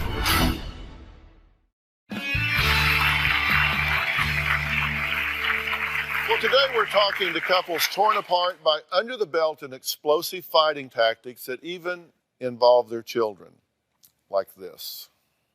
We fight because you find reasons to fight. You are confrontational with me from the time I come in the door. It's not your money. We're a couple. That's fine, but I still earned that money. Oh my God. I earned it and I shared it for you. So get that through your head. It's not supposed to be this way. I can drive back and forth to your shop 5 times on less than half a tank of gas. That's not true. Okay, It simply is not true. I can prove it. I have the receipt. I don't care about I paid for the gas, Sam. Don't tell me what I didn't do. Do you know how to talk? No, screaming. I can't when you're telling lies. The woman holding the camera and taping the fight you just saw is Carrie, who claims her husband Sam is controlling, physically fights with her children, and calls her names. Take a look. My husband and I have been married for a year and a half, but we've been living together for about 11 years. My wife's had 3 children from a previous marriage, and we have 1 together. The biggest problem in our relationship is the constant fighting. Don't tell me what I didn't do! We fight 4 to 5 times a week.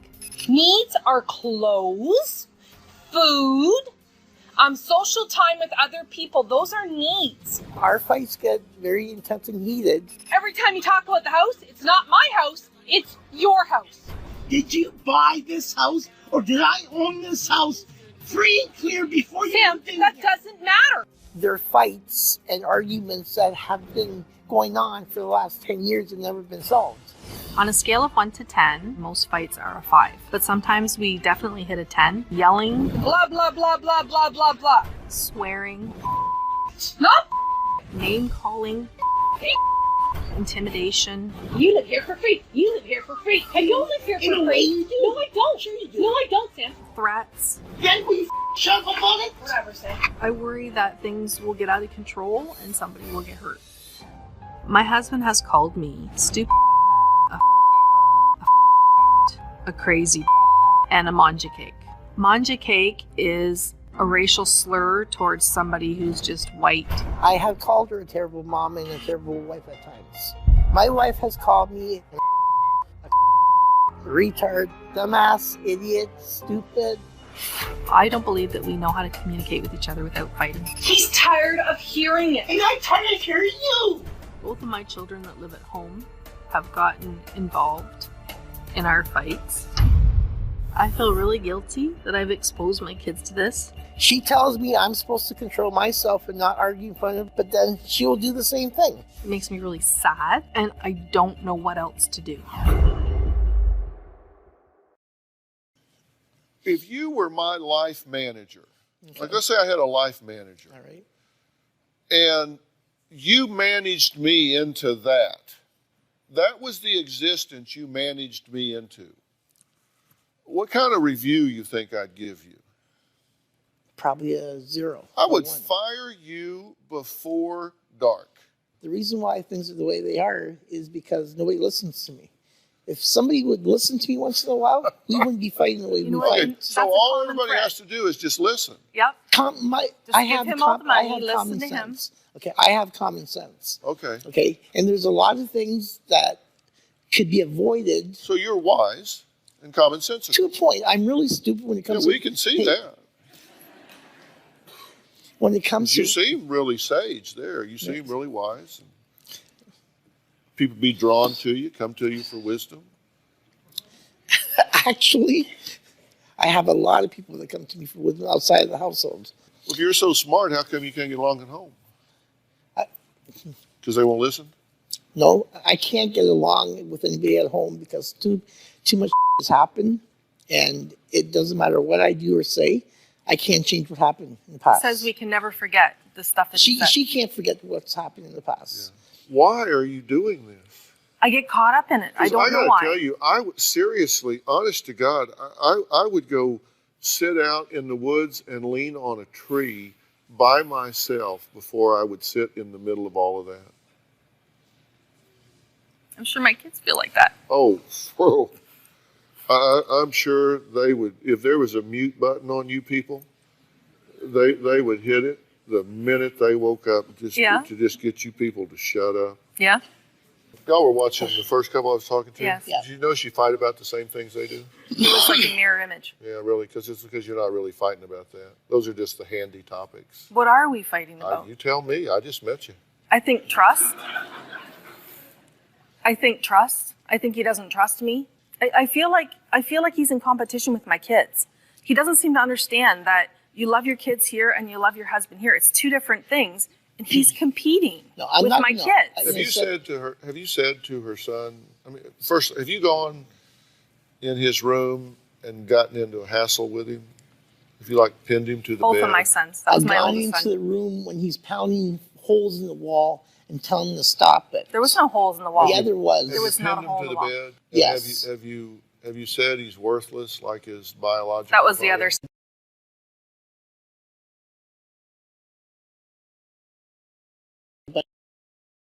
Bunch of losers. They're not losers. They're both smart kids. And you allow him to do that to your sons?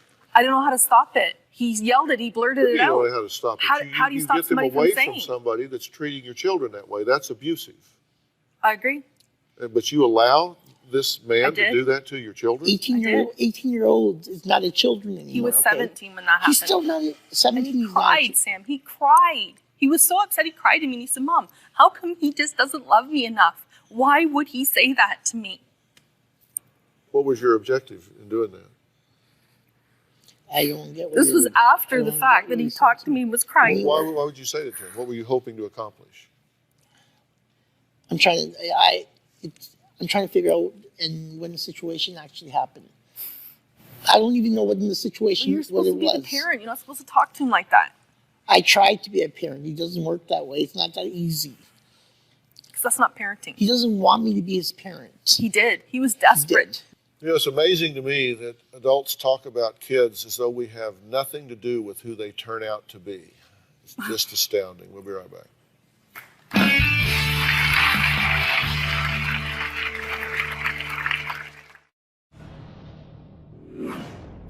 There was an incident when my hand and finger were broken by Sam. We were arguing about money. He pulled over in a parking lot to continue to argue. It escalated to a point where I was really upset and scared. I tried to get out of the truck and he grabbed my hand to pull me back in the truck. And he didn't realize that he squeezed it so hard. Years ago, we got into an argument, but I do remember she wanted to get out of the car. I grabbed her hand and I squeezed it tightly.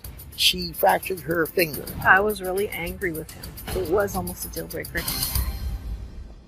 Do you agree that what you're doing just day to day at home is ridiculous? So yeah, it's not working. It's not getting you any closer to peace and happiness, right?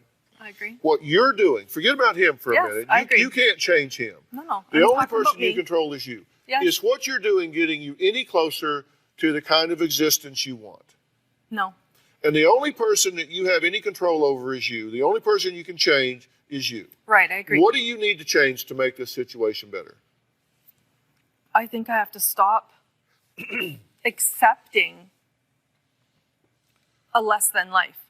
I think I have to put my kids and myself first. Okay. And what do you need to do behaviorally to change this? That I don't know.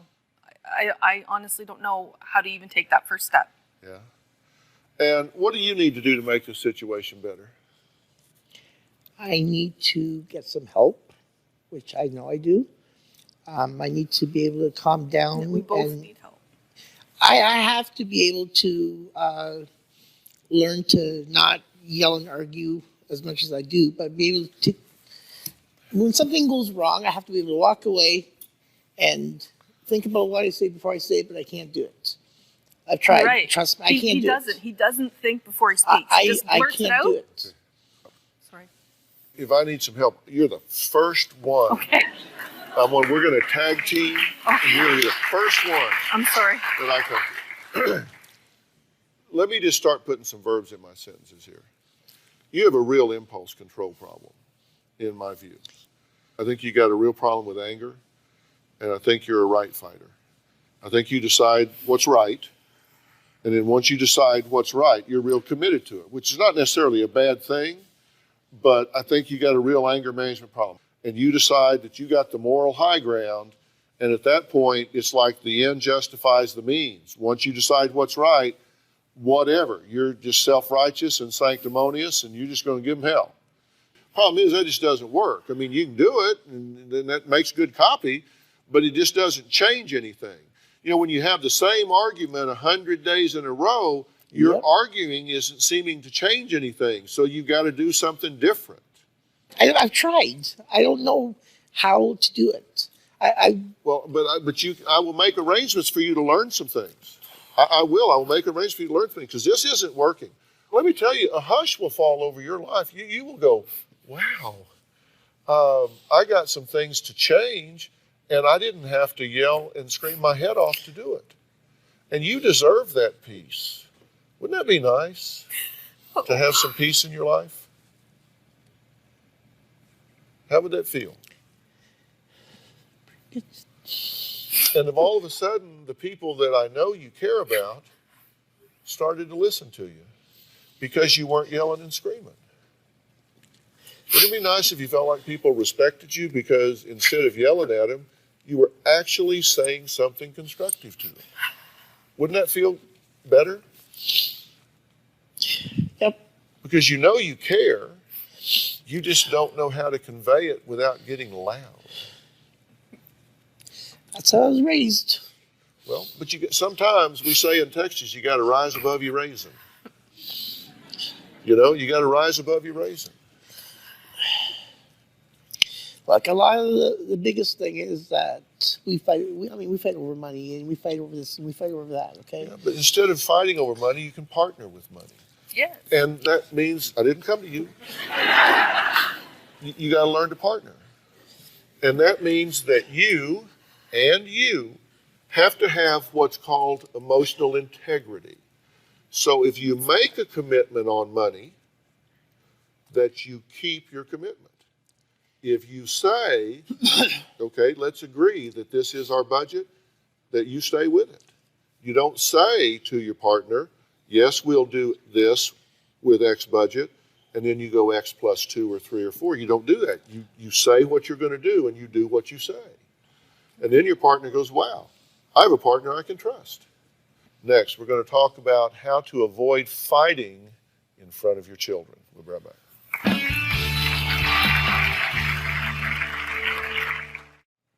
You know, we've been talking about what's happening behind closed doors with families, and, you know, life is getting more complex.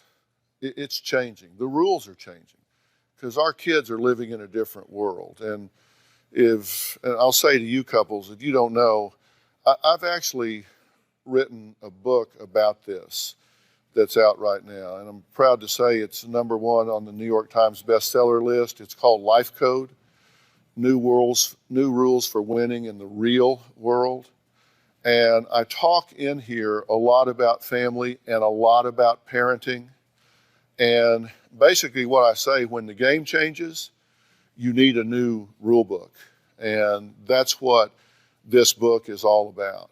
And it talks about, if you want to be a winner in this world, it talks about what you have to do. And I'll be honest with you, this isn't necessarily a politically correct book because it doesn't say, here's how things ought to be. It says how things are. And I think success leaves clues. And one of the things I talk about in here is called the Sweet 16, where I talk about 16 things that every success story I've studied since I was 12 years old have in common. And I detail them in this book. And I'm going to talk about those things in real focused way for you two couples. So I want you guys to really look at that. I'm going to give you all copies of this book so you can look at it. I'm very proud of it. It's published by my son Jay's publishing company, so it has been kind of a family project. And so, by the way, everybody in the audience today is going home with a copy of Life Code. So I'll give everybody a copy.